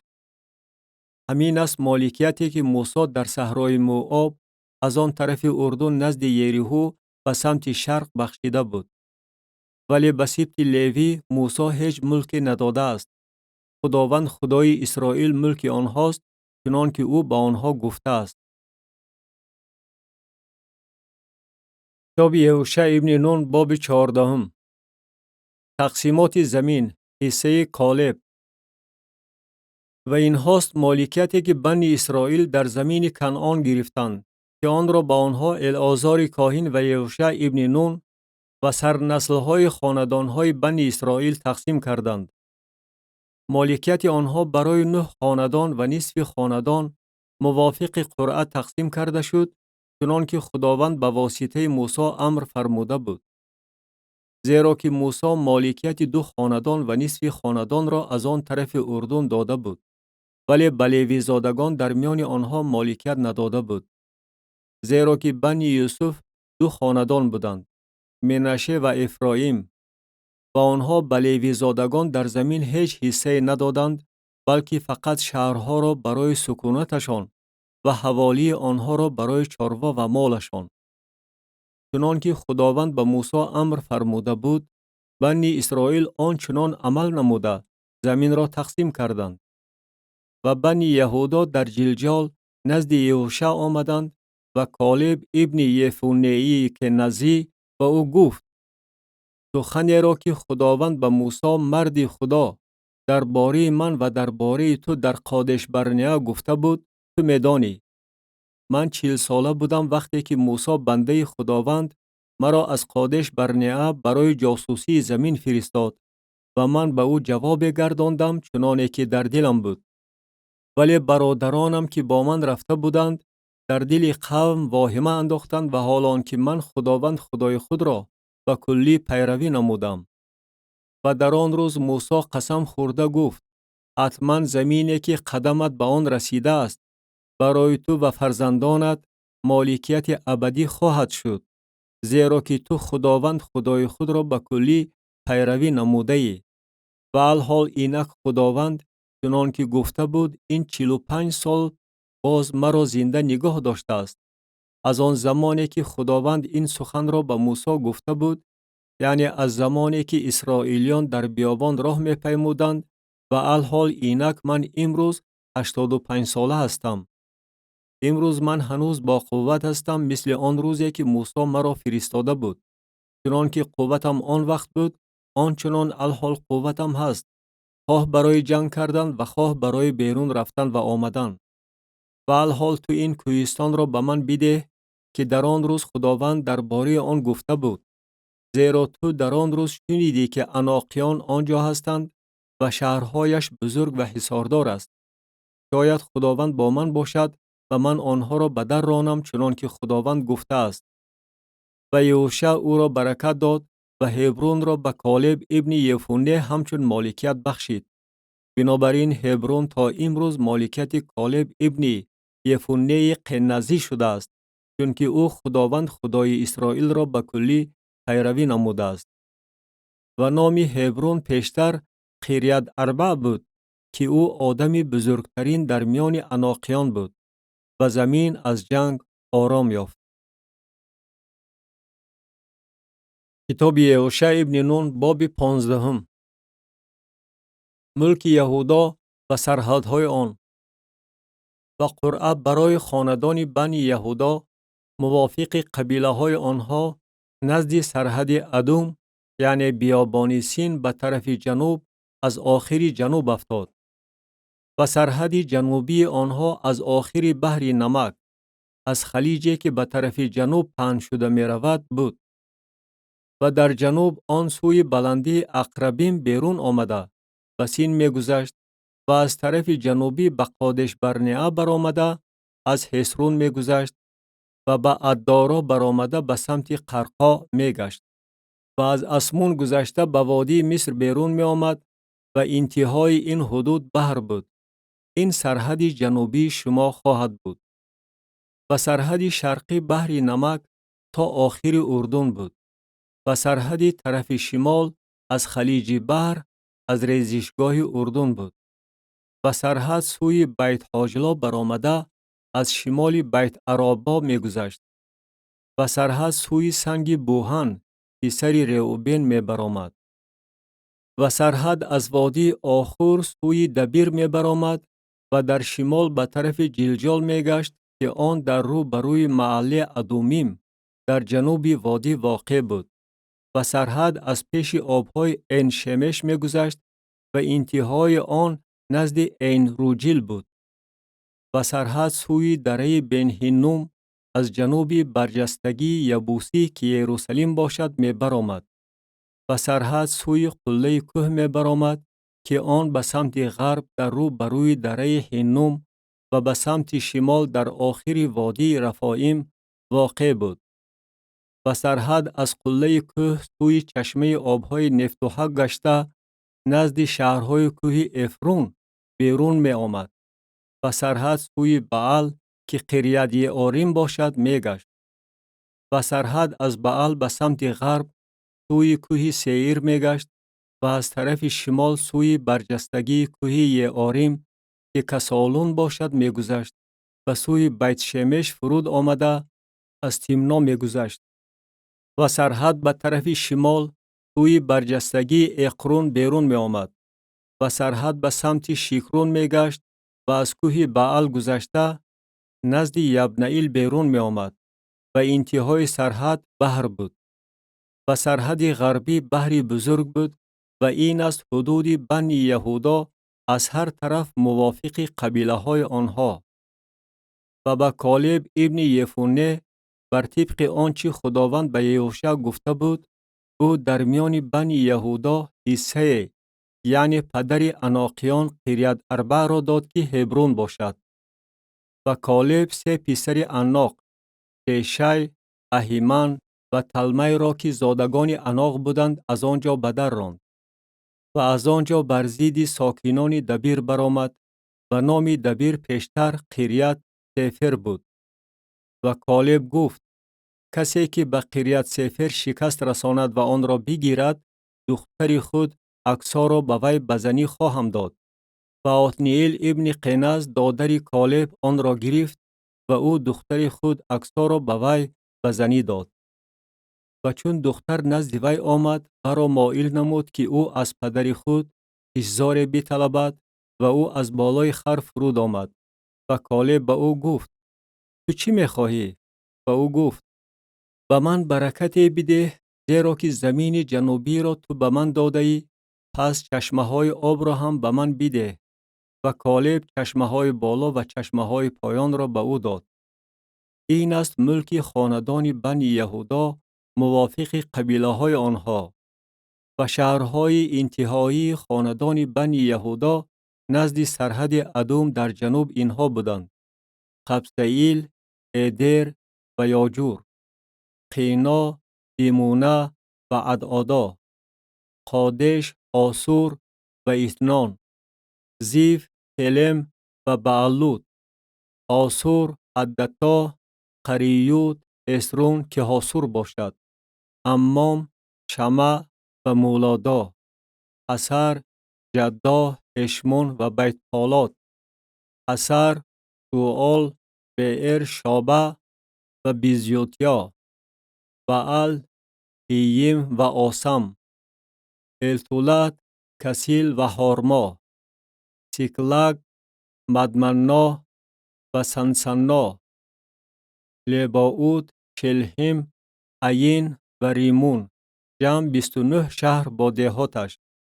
در پستی اشتاول، سارعا و اشنا، زانوها، انجنیم، تبوها و اینام، یرمود، عدولام، دوخو و عزیقا، شعرائیم، عدیتائیم، جدیرا و جدیروتائیم، 14 شهر با دهاتشان. سنان، هداشا و مشدل جات، دلعان، مصفا و یاختیل، لاخیش، باسقط و اجلون، کبون، لحماس و کتلیش، جدیروت، بیداجون، نعما و مقیدا، 16 شهر با دهاتشان.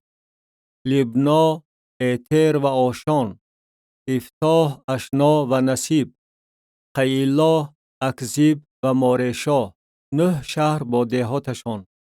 اقرون با قصبه ها و دهات آن، از اقرون تا بر هر آنچه نزد اشدود با دهات آنها بود. اشدود قصبه ها و دهات آن، غزه قصبه ها و دهات آن تا وادی مصر و بحر بزرگ و ساحل آن.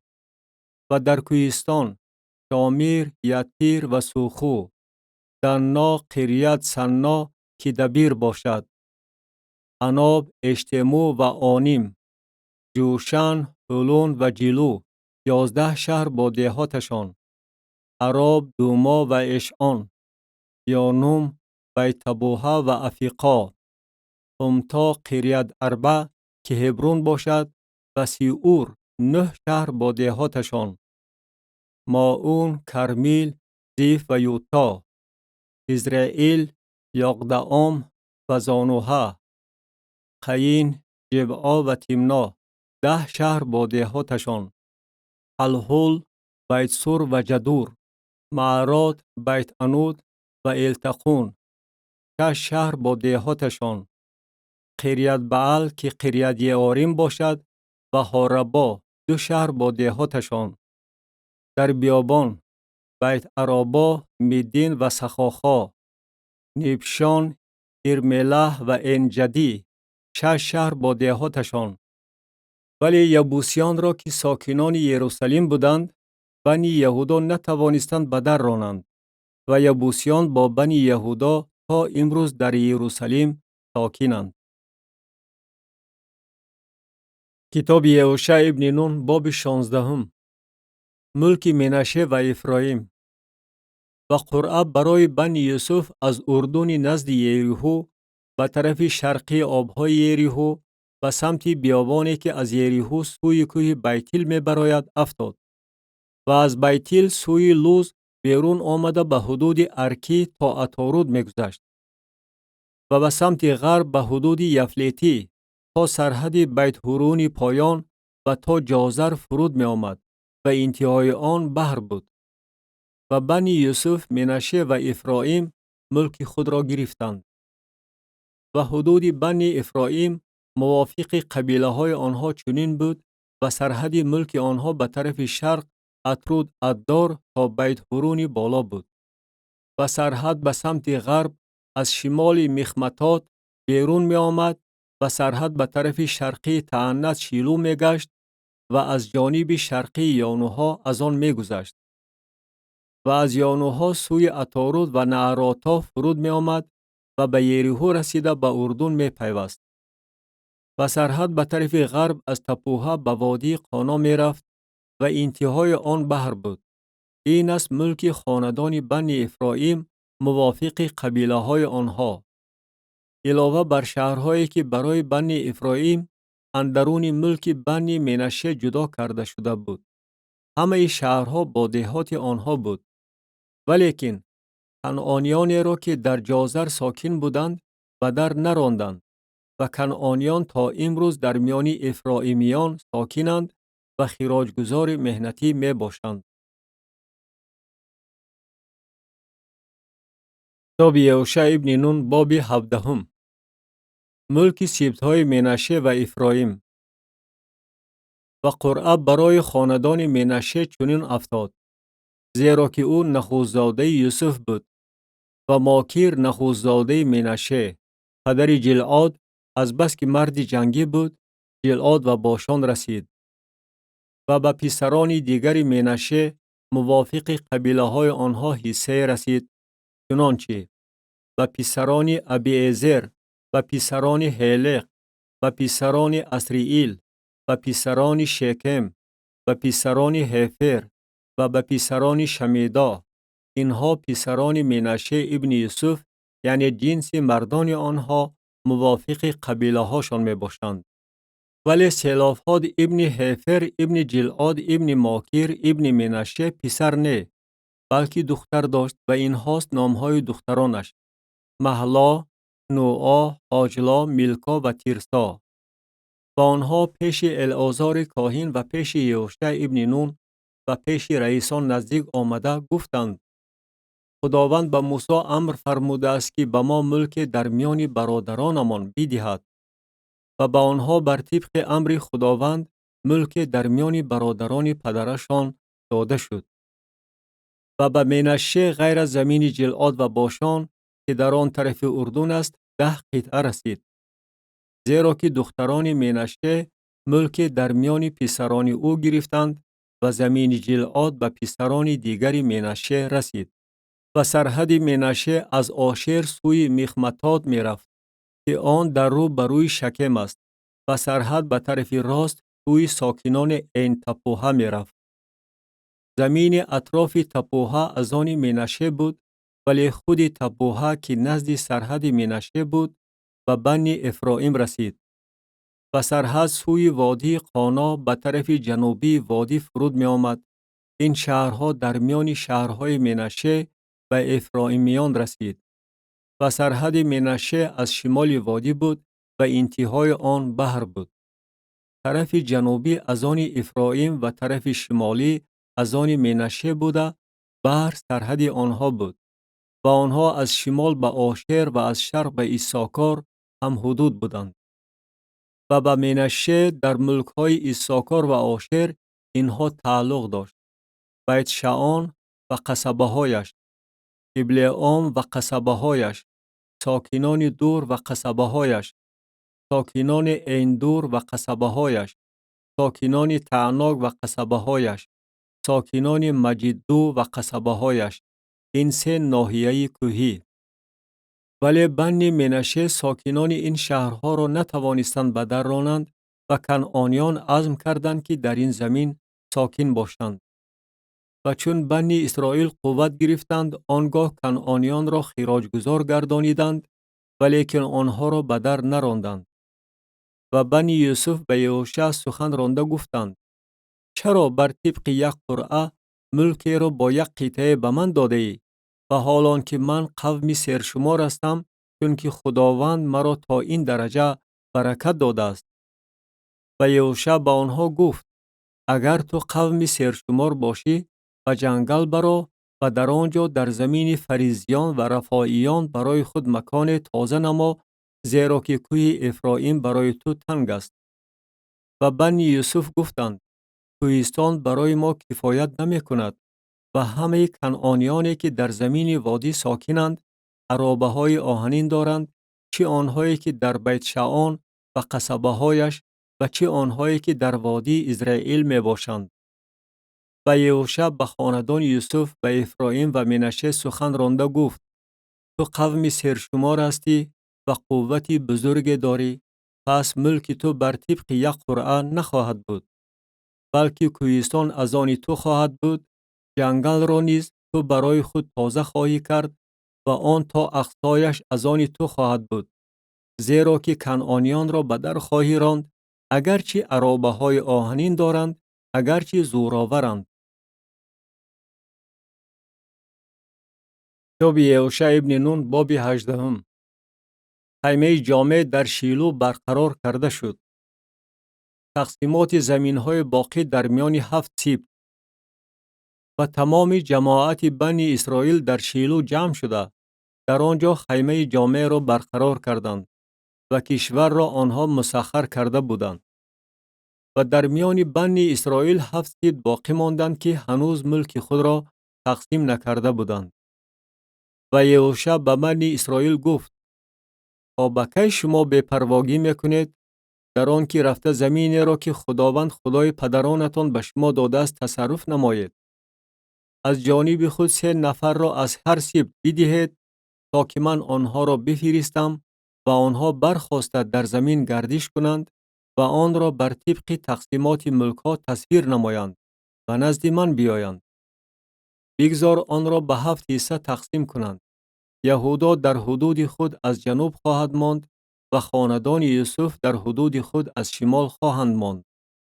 و شما 7 حصه زمین را تصویر نموده نزد من به اینجا بیارید و من در اینجا به حضور خداوند خدای ما برای شما قرعه خواهم پرداخت. زیرا که لیوی زادگان در میان شما حصه ندارند، چون که کهانت خداوند نصیبه آنهاست و جاد و ریوبین و نصف سبط منشه ملک خود را از آن طرف اردن، یعنی از جانب شرقی آن گرفتند که آن را موسی بنده خداوند با آنها داده بود. و آن آدمان برخاسته رفتند و یهوشع با آنهایی که برای تصویر کردن زمین می رفتند امر فرموده گفت: رفته در زمین گردش کنید و آن را تصویر نموده نزد من برگردید و من در اینجا به حضور خداوند در شیلو برای شما قرعه خواهم پرداخت. و آن آدمان رفته زمین را طی کردند و آن را بر طبق شهرها به 7 حصه در دفتر تصویر نمودند و نزد یهوشع و باششگاه شیلو آمدند. و یهوشع برای آنها در شیلو به حضور خداوند قرعه پرداخت و در آنجا یهوشع زمین را به بنی اسرائیل بر طبق تقسیماتشان تقسیم کرد. و قرعه برای خاندان بنی بنیامین موافق قبیله های آنها افتاد و حدود آنها از روی قرعه در مابین بنی یهودا و بنی یوسف برآمد. و سرحد آنها در طرف شمال از اردن بود و سرحد از شمال سوی برجستگی یریحو می برآمد و در غرب سوی کوهستان بالا می رفت و انتهایش بیابان بیت آوین بود. و از آنجا سرحد سوی لوز، یعنی به طرف برجستگی جنوبی لوز که بیتیل باشد گذشته می رفت و سرحد سوی اطرود ادار به طرف کوهی که از جنوب بیت هورون پایان واقع است فرود می آمد. و سرحد در طرف غرب از کوهی که در روبروی بیت هورون جنوبی واقع است دو زده می گشت و انتهایش نزد قریت بعل بود که قریت یعاریم شهر بنی یهودا باشد. این طرف غربی است. و طرف جنوبی از کنار قریت یعاریم بود و سرحد به سمت غرب می رفت و به چشمه آبهای نفتوها می رسید. و سرحد به دامن کوهی که در رو بروی دره بین هینوم در شمال وادی رفایم واقع است فرود می آمد و به دره هینوم سوی برجستگی جنوبی یبوسیان می رفت و به این روجیل فرود می آمد. و از شمال گشته به این شمش می برآمد و سوی جلیلوت که در رو بروی محله ادومیم است می رفت و به سنگ بوهان پسر روبین فرود می آمد. و از برجستگی روبروی صحرا به طرف شمال گذشته به صحرا فرود می آمد. و سرحد از برجستگی بیت حاجلا به طرف شمال می گذشت و انتهای سرحد خلیج شمالی بحر نمک در انتهای جنوبی اردن بود. این سرحد جنوبی است. و به طرف شرق اردن سرحد آن بود. ملک بنی بنیامین با سرحدهای آن از هر طرف موافق قبیله های آنها همین بود. و شهرهای خاندان بنی بنیامین موافق قبیله های آنها اینها بودند: یریحو، بیت حاجلا و عمق قسیس، بیت عرابا، تمارعیم و بیتیل، اویم، پارا و آفرا، کفر، امونا، آفنی و جبع، 12 شهر با دهاتشان، جبعون، راما و بیروت، میسفا، کیفیرا و موسا، راقم، ایرپایل و ترعلا، سیلع، آلف، یبوسی که یروشلیم باشد، جبعت و قریت، 14 شهر با دهاتشان. این است ملک بنی بنیامین موافق قبیله های آنها. کتاب یهوشع ابن نون باب 19. ملک 6 سبط دیگر. و قرعه دویم برای شمعون، یعنی برای خاندان بنی شمعون موافق قبیله های آنها برآمد و ملک آنها اندرون ملک بنی یهودا بود. و اینها ملک آنها گردید: بیرشابه، شابه و مولادا، حسر شوال، بالا و آسم، التولد، بطول و حرما، سیقلاج، بیت مرکابوت و حسر سوسا، بیت لباود و شاروهن، 13 شهر با دهاتشان، عین، ریمون، ایتر و آشان، 4 شهر با دهاتشان و تمام دهاتی که در اطراف این شهرها تا به علت بئر و رامد نجب بود. ملک خاندان بنی شمعون موافق قبیله های آنها همین بود.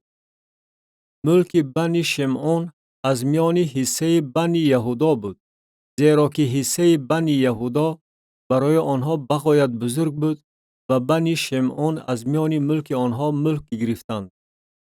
و قرعه سیوم برای بنی زبولون موافق قبیله های آنها برآمد و سرحد ملک آنها تا سارید می رسید.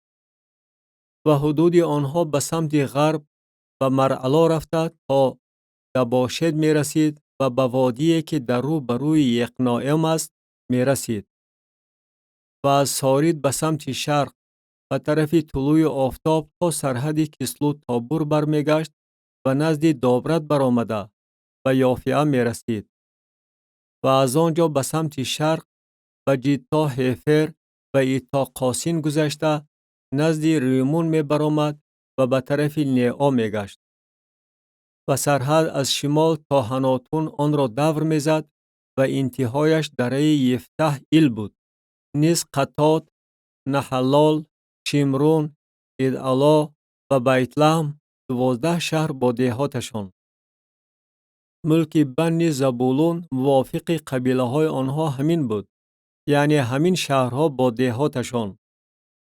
قرعه چهارم برای ایساکار برآمد، یعنی برای بنی ایساکار موافق قبیله های آنها و حدود آنها چنین بود: ازرائیل، کسولود و شونم، افارایم، شیعون و اناهرات، ربیت، قیشیون و آبست، رامت، اینجنیم، این حدا و بیت فسیس و سرحد به تابور که حسیما و بیت شمش می رسید و انتهای سرحدشان نزد اردن بود. 16 شهر با دهاتشان.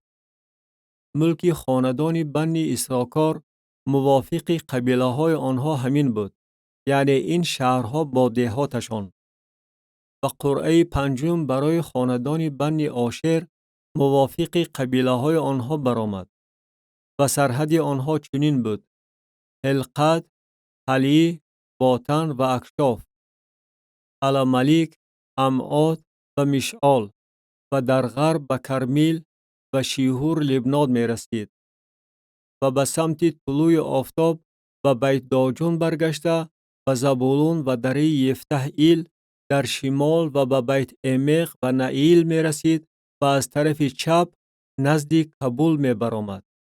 نیز ابرون، رحوب، امون و قانا تا سیدون بزرگ و سرحد بر آما برگشته تا شهر حصاردار سور می رفت و سرحد سوی حوسا برمیگشت و انتهایش نزد بحر در موضع اکذیب بود. نیز اما، افیق و رحوب 22 شهر با دهاتشان. ملک خاندان بنی آشر موافق قبیله های آنها همین بود، یعنی این شهرها با دهاتشان.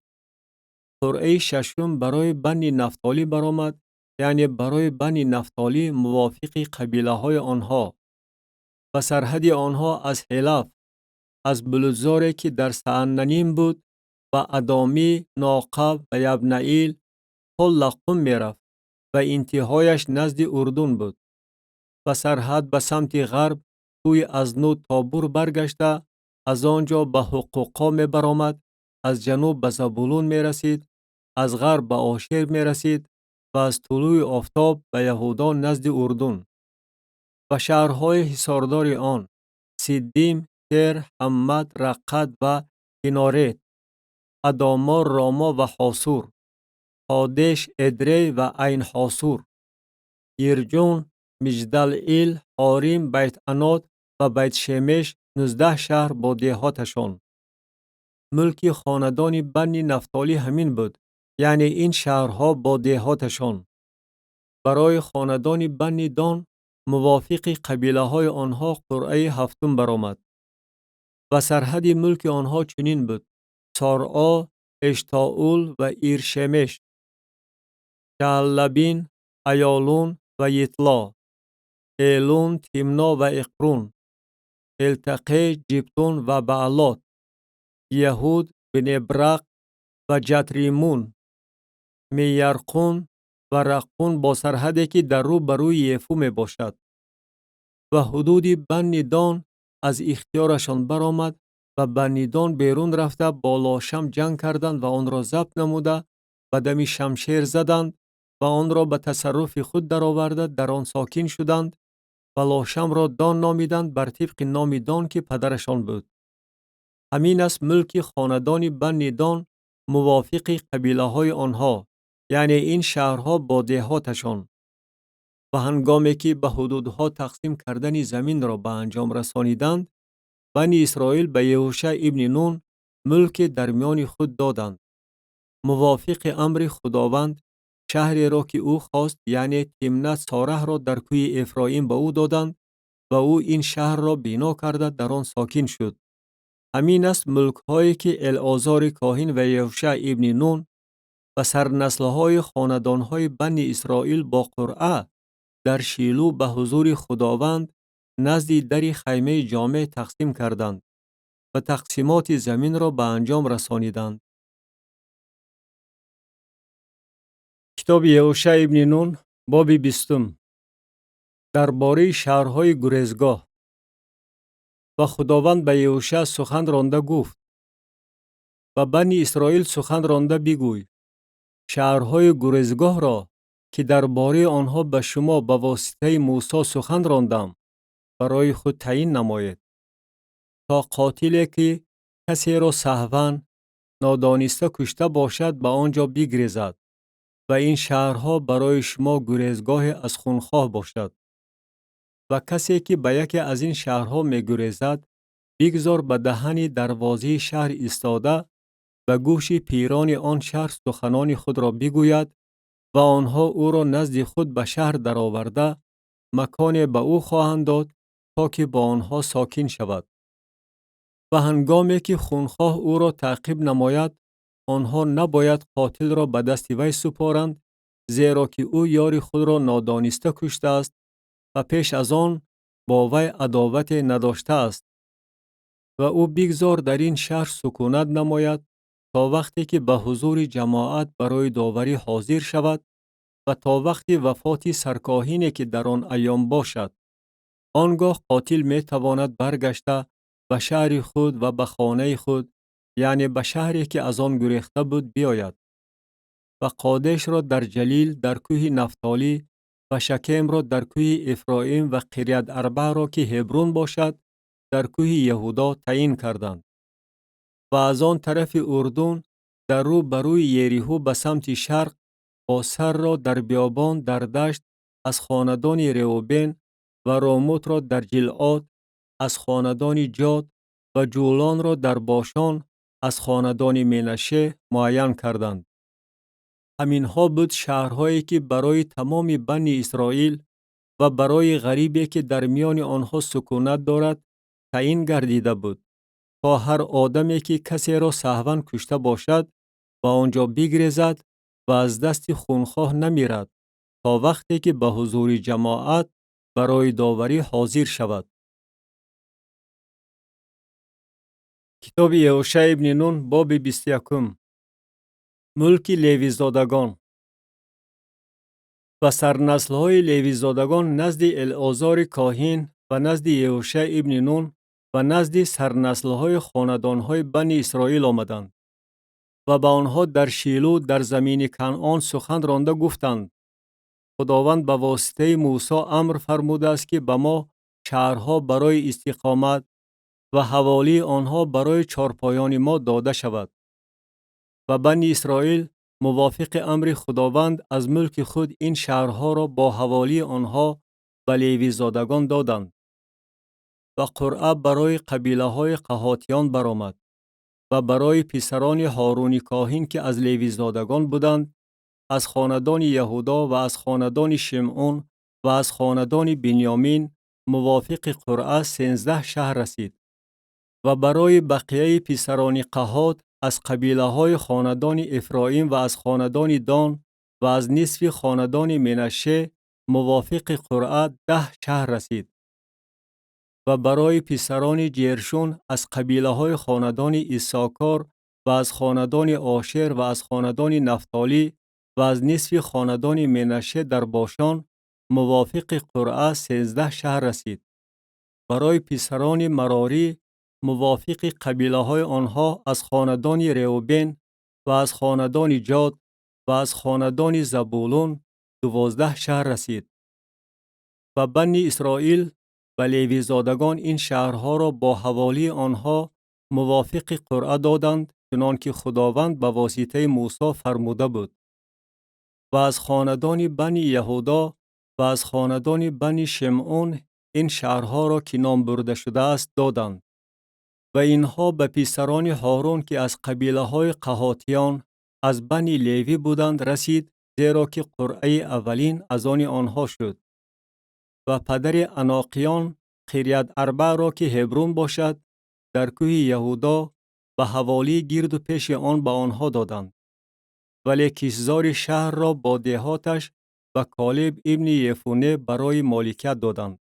و به پسران هارون کاهن شهر گریزگاه قاتل هبرون را با حوالی آن و لبنا را با حوالی آن دادند و یتی را با حوالی آن و اشتموع را با حوالی آن و هولون را با حوالی آن و دبیر را با حوالی آن و عین را با حوالی آن و یوتار را با حوالی آن و بیت شمش را با حوالی آن، یعنی 9 شهر را از این 2 سبط دادند. و از خاندان بنیامین جبعون را با حوالی آن، جابع را با حوالی آن، اناتوت را با حوالی آن، المون را با حوالی آن، یعنی 4 شهر را دادند. جمع شهرهای پسران هارون کاهن 13 شهر با حوالی آن بود. و برای قبیله های بنی قحات، یعنی لیوی زادگان دیگری که از بنی قحات بودند، شهرها موافق قره آنها از خاندان افرایم بود. با آنها شهر گریزگاه قاتل شکم را با حوالی آن در کوه افرایم دادند و جازر را با حوالی آن و قبسیم را با حوالی آن و بیت هورون را با حوالی آن، یعنی 4 شهر را دادند. و از خاندان دان التقی را با حوالی آن، جبتون را با حوالی آن، ایالون را با حوالی آن، جتریمون را با حوالی آن، یعنی 4 شهر را دادند. و از نصف خاندان منشه تعناک را با حوالی آن و جتریمون را با حوالی آن، یعنی 2 شهر را دادند. جمع 10 شهر با حوالی آنها برای قبیله های دیگر بنی قحات بود. و به پسران جرشون که از قبیله های لیوی زادگان بودند، از نصف خاندان منشه شهر گریزگاه قاتل جولان را که در باشان بود با حوالی آن و به اشترا را با حوالی آن، یعنی 2 شهر را دادند. و از خاندان ایساکار قشیون را با حوالی آن، دابرت را با حوالی آن، یرموت را با حوالی آن، انجنیم را با حوالی آن، یعنی 4 شهر را دادند. و از خاندان آشر مشعال را با حوالی آن، عبدون را با حوالی آن، القد را با حوالی آن و رهوب را با حوالی آن، یعنی 4 شهر را دادند. و از خاندان نفتالی شهر گریزگاه قاتل قادش را در جلیل با حوالی آن و حموددور را با حوالی آن و قرطان را با حوالی آن، یعنی 3 شهر را دادند. جمع شهرهای جرشونیان موافق قبیله های آنها 13 شهر با حوالی آنها بود. و برای قبیله های بنی مراری که از لیوی زادگان باقی مانده بودند، از خاندان زبولون یقنعام را با حوالی آن، قرتا را با حوالی آن، دیمنا را با حوالی آن، نحلال را با حوالی آن، یعنی 4 شهر را دادند. و از خاندان رئوبن شهر گریزگاه قاتل با سر را در بیابان با حوالی آن و یحسا را با حوالی آن، قدیموت را با حوالی آن و مفاعت را با حوالی آن، یعنی 4 شهر را دادند. و از خاندان جاد شهر گریزگاه قاتل راموت را در جلعاد با حوالی آن و محنائیم را با حوالی آن، اشبون را با حوالی آن، یعزیر را با حوالی آن، جمع 4 شهر را دادند. همه این شهرها برای بنی مراری موافق قبیله های آنها، یعنی برای آنهایی بود که از قبیله های لیوی زادگان باقی مانده بودند و از روی قره آنها 12 شهر برآمد. همه شهرهای لیوی زادگان در میان ملک بنی اسرائیل 48 شهر با حوالی آنها بود. این شهرها هر یکی در گرد و پیش خود حوالی داشتند. وضعیت همه این شهرها چنین بود.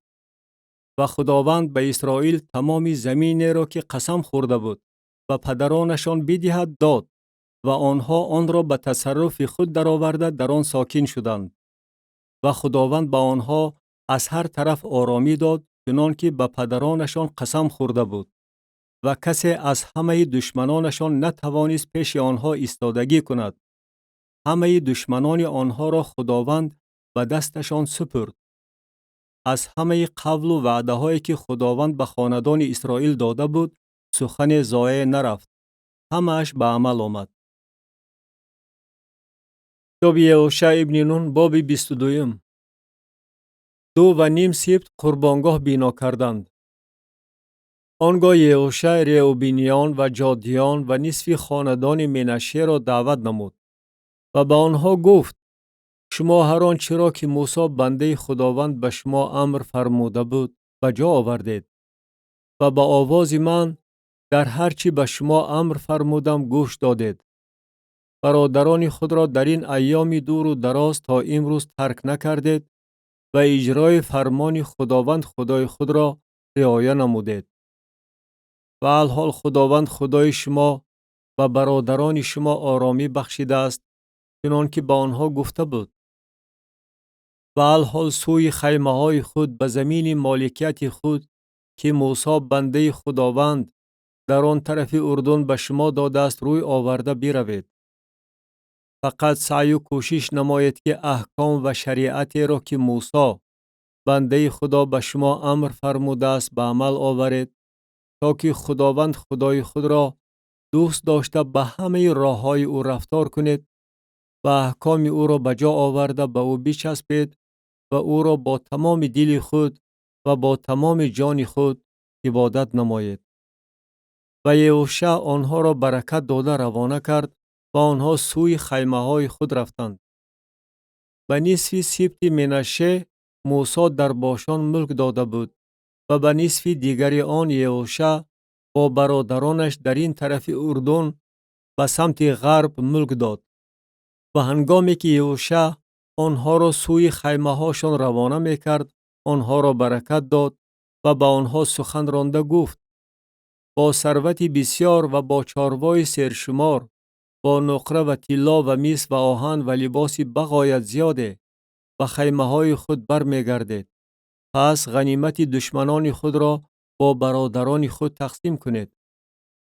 و بنی رئوبین و بنی جاد و نصف سبط منشه از پیش بنی اسرائیل از شیلو که در زمین کنعان است برگشته روانه شدند تا سوی زمین جلعاد و زمین مالکیت خود که آن را بر طبق امر خداوند و واسطه موسی به تصرف خود درآوردند بروند.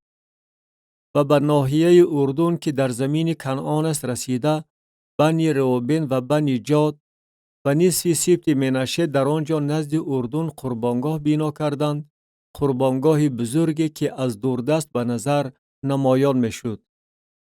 و بنی اسرائیل آوازه آن را شنیدند که اینک بنی رئوبین و بنی جاد و نصف سبط منشه در رو بروی زمین کنعان در ناحیه اردن در ساحلی که از آن بنی اسرائیل است قربانگاه بنا کردند. و هنگامی که بنی اسرائیل این را شنیدند، تمام جماعت بنی اسرائیل در شیلو جمع شدند تا که بر ضد آنها به جنگ برآیند. و بنی اسرائیل فینحاس ابن العازار کاهن را نزد بنی رئوبین و بنی جاد و نصف سبط منشه به زمین جلعاد فرستادند و با او 10 رئیس، یک رئیس از هر خاندان از همه سبط‌های اسرائیل بودند که هر یک رئیس خاندان قبیله های اسرائیل بود. و آنها نزد بنی رئوبین و بنی جاد و نصف سبط منشه به زمین جلعاد آمدند و با آنها سخن رانده گفتند: تمام جماعت خداوند چنین میگویند: این چه خیانت است که در حق خدای اسرائیل کردید که امروز از خداوند گشته برای خود قربانگاه ساختید، یعنی امروز بر ضد خداوند عصیان برداشتید. آیا گناه فعور برای ما کم است که تا امروز از آن پاک نشدیم و آن وقت وبای بر سر جماعت خداوند آمده بود؟ و شما امروز از خداوند گشتید و چنین واقع خواهد شد که شما امروز بر ضد خداوند عصیان می‌بردارید و او فردا بر تمام جماعت اسرائیل غضب می‌کند. ولی اگر زمین مالکیت شما در نظرتان پلید باشد، پس به زمین مالکیت خداوند که خیمه خداوند در آن ساکن است بگذرید و در میان ما ملک برای خود بگیرید، ولیکن بر ضد خداوند عصیان نبردارید و غیر از قربانگاه خداوند خدای ما برای خود قربانگاه ساخته ما را به عصیان خود شریک نگردانید. آخر آخان ابن زاره درباره چیز حرام خیانت کرده بود، ولیکن غضب بر سر تمام جماعت اسرائیل آمد و آن شخص برای گناه خود تنها به هلاکت نرسید. و بنی رئوبین و بنی جاد و نصف سبط منشه جواب گردانیده بر رئیسان خاندانهای اسرائیل گفتند: خداوند خدای خدایان است. خداوند خدای خدایان است. او می‌داند و اسرائیل خواهند دانست. اگر ما در حق خداوند عصیان یا خیانت کرده باشیم، تو ما را امروز نجات ده.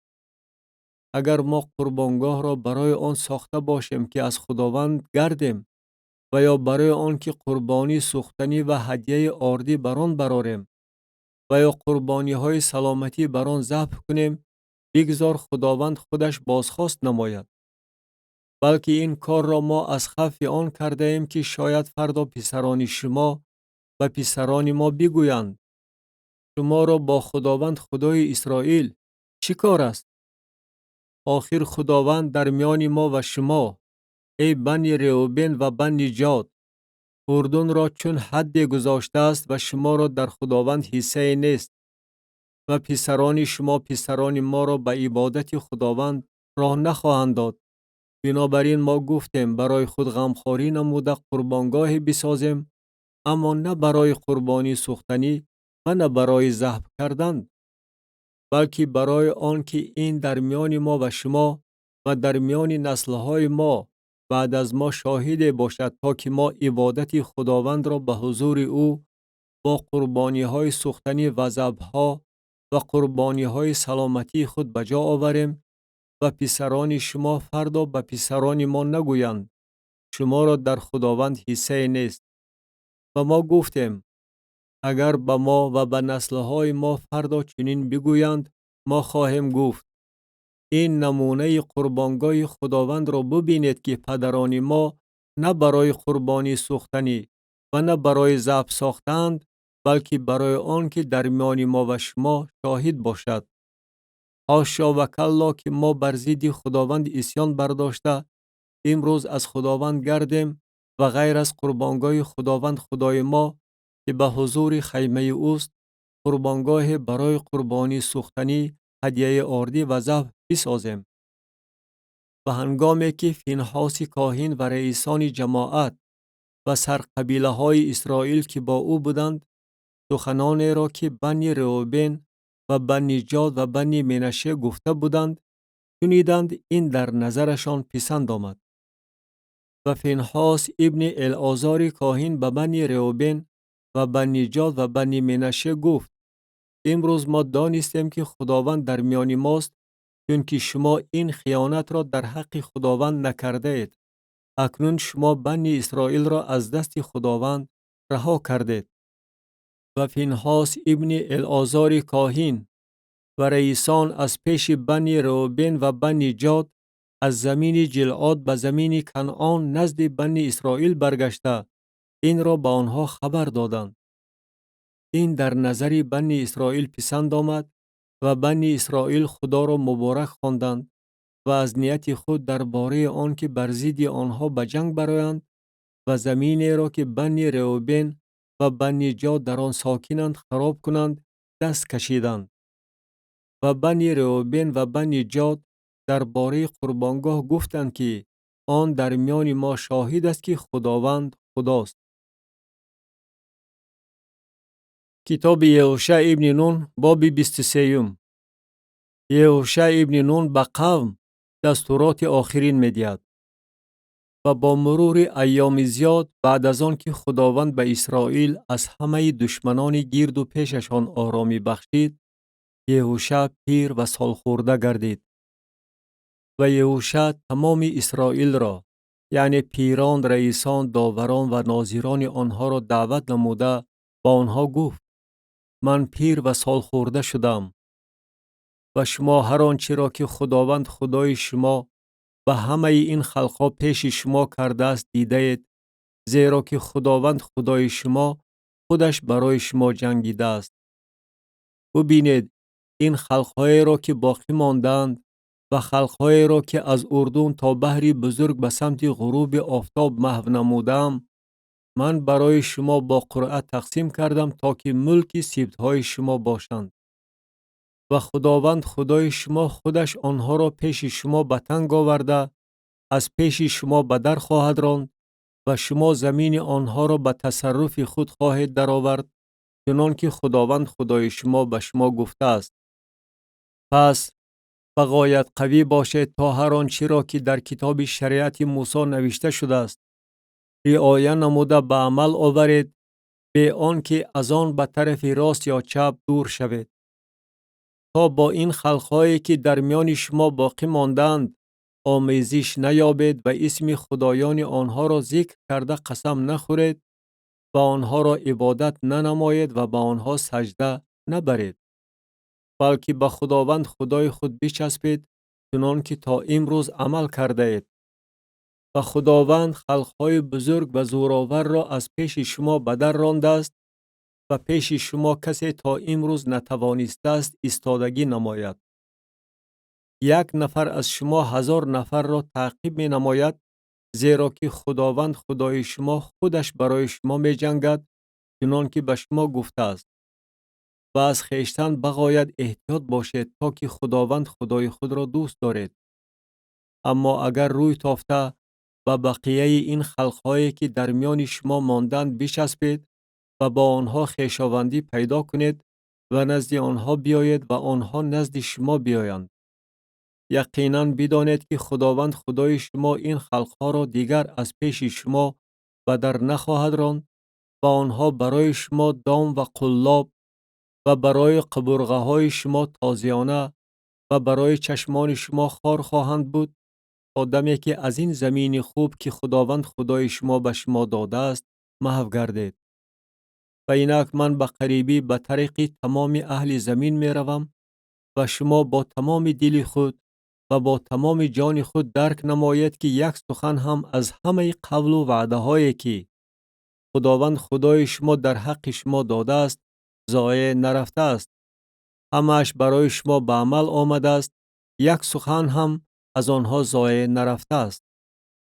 ولیکن چنان که هر قول و وعده که خداوند خدای شما به شما داده بود برای شما به عمل آمده است، آنچنان خداوند هر تهدید را بر شما اجرا خواهد کرد تا دمی که شما را از این زمین خوبی که خداوند خدای شما به شما داده است محو نماید.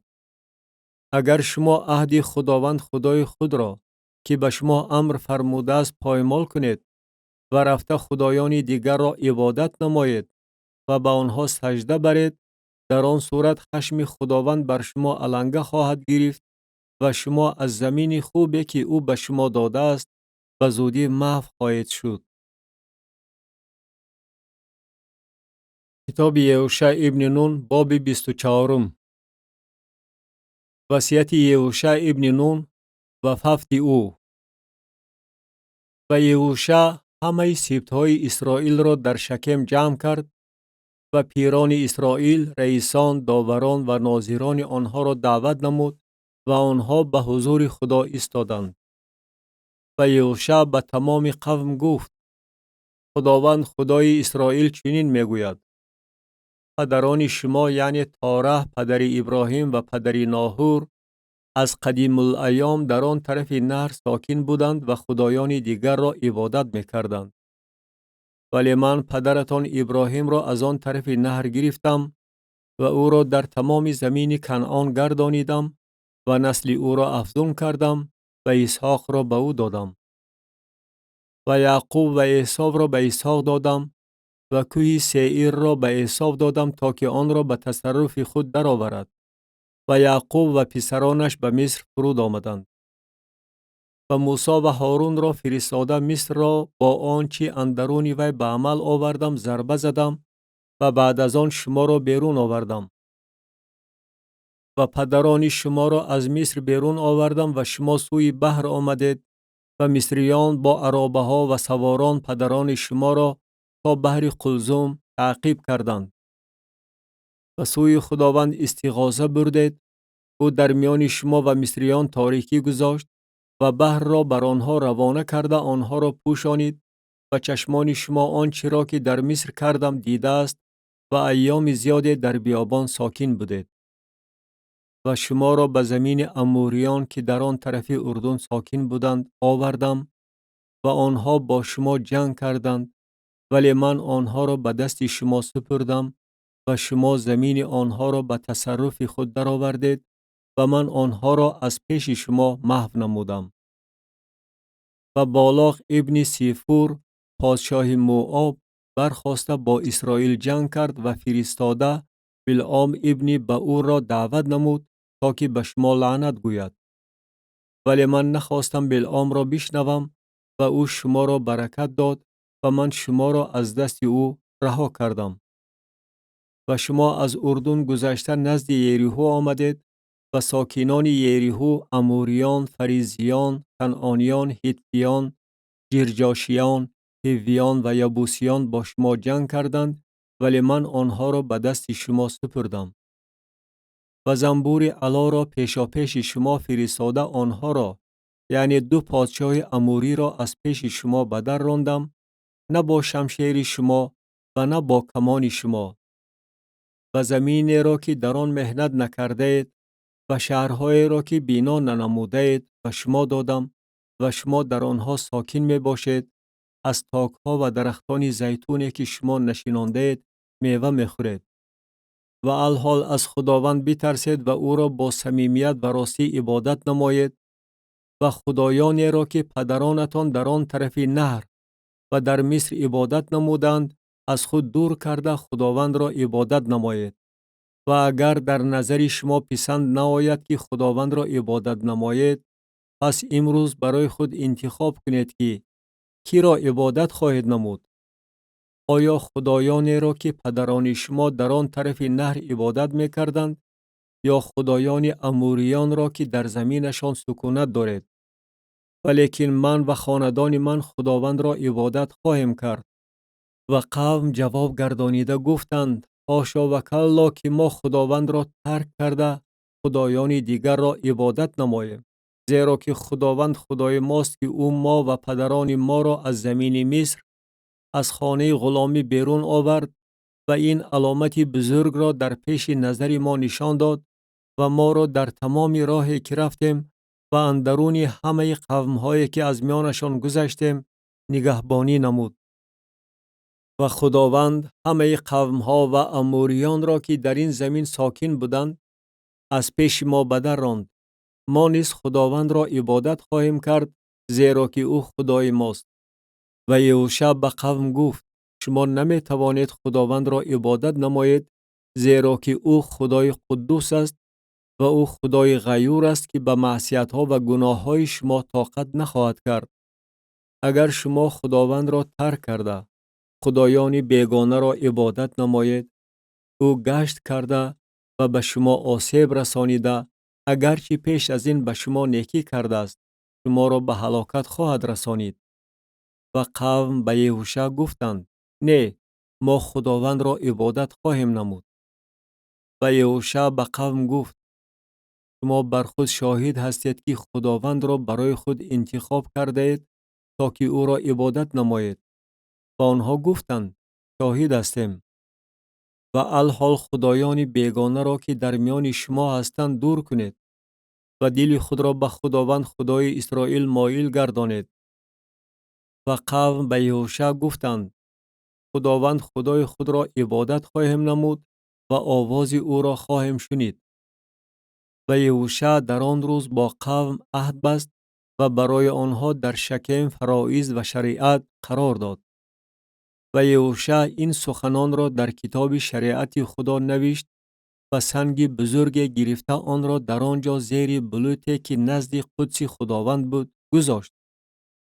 و یهوشع به تمام قوم گفت اینک این سنگ برای ما شاهد خواهد بود زیرا که آن همه سخنان خداوند را که و ما گفت شنیده است و آن به مقابل شما شاهد خواهد بود اگر خدای خود را انکار نمایید. و یهوشع قوم را فرستاد تا هر یک به ملک خود روانه شوند.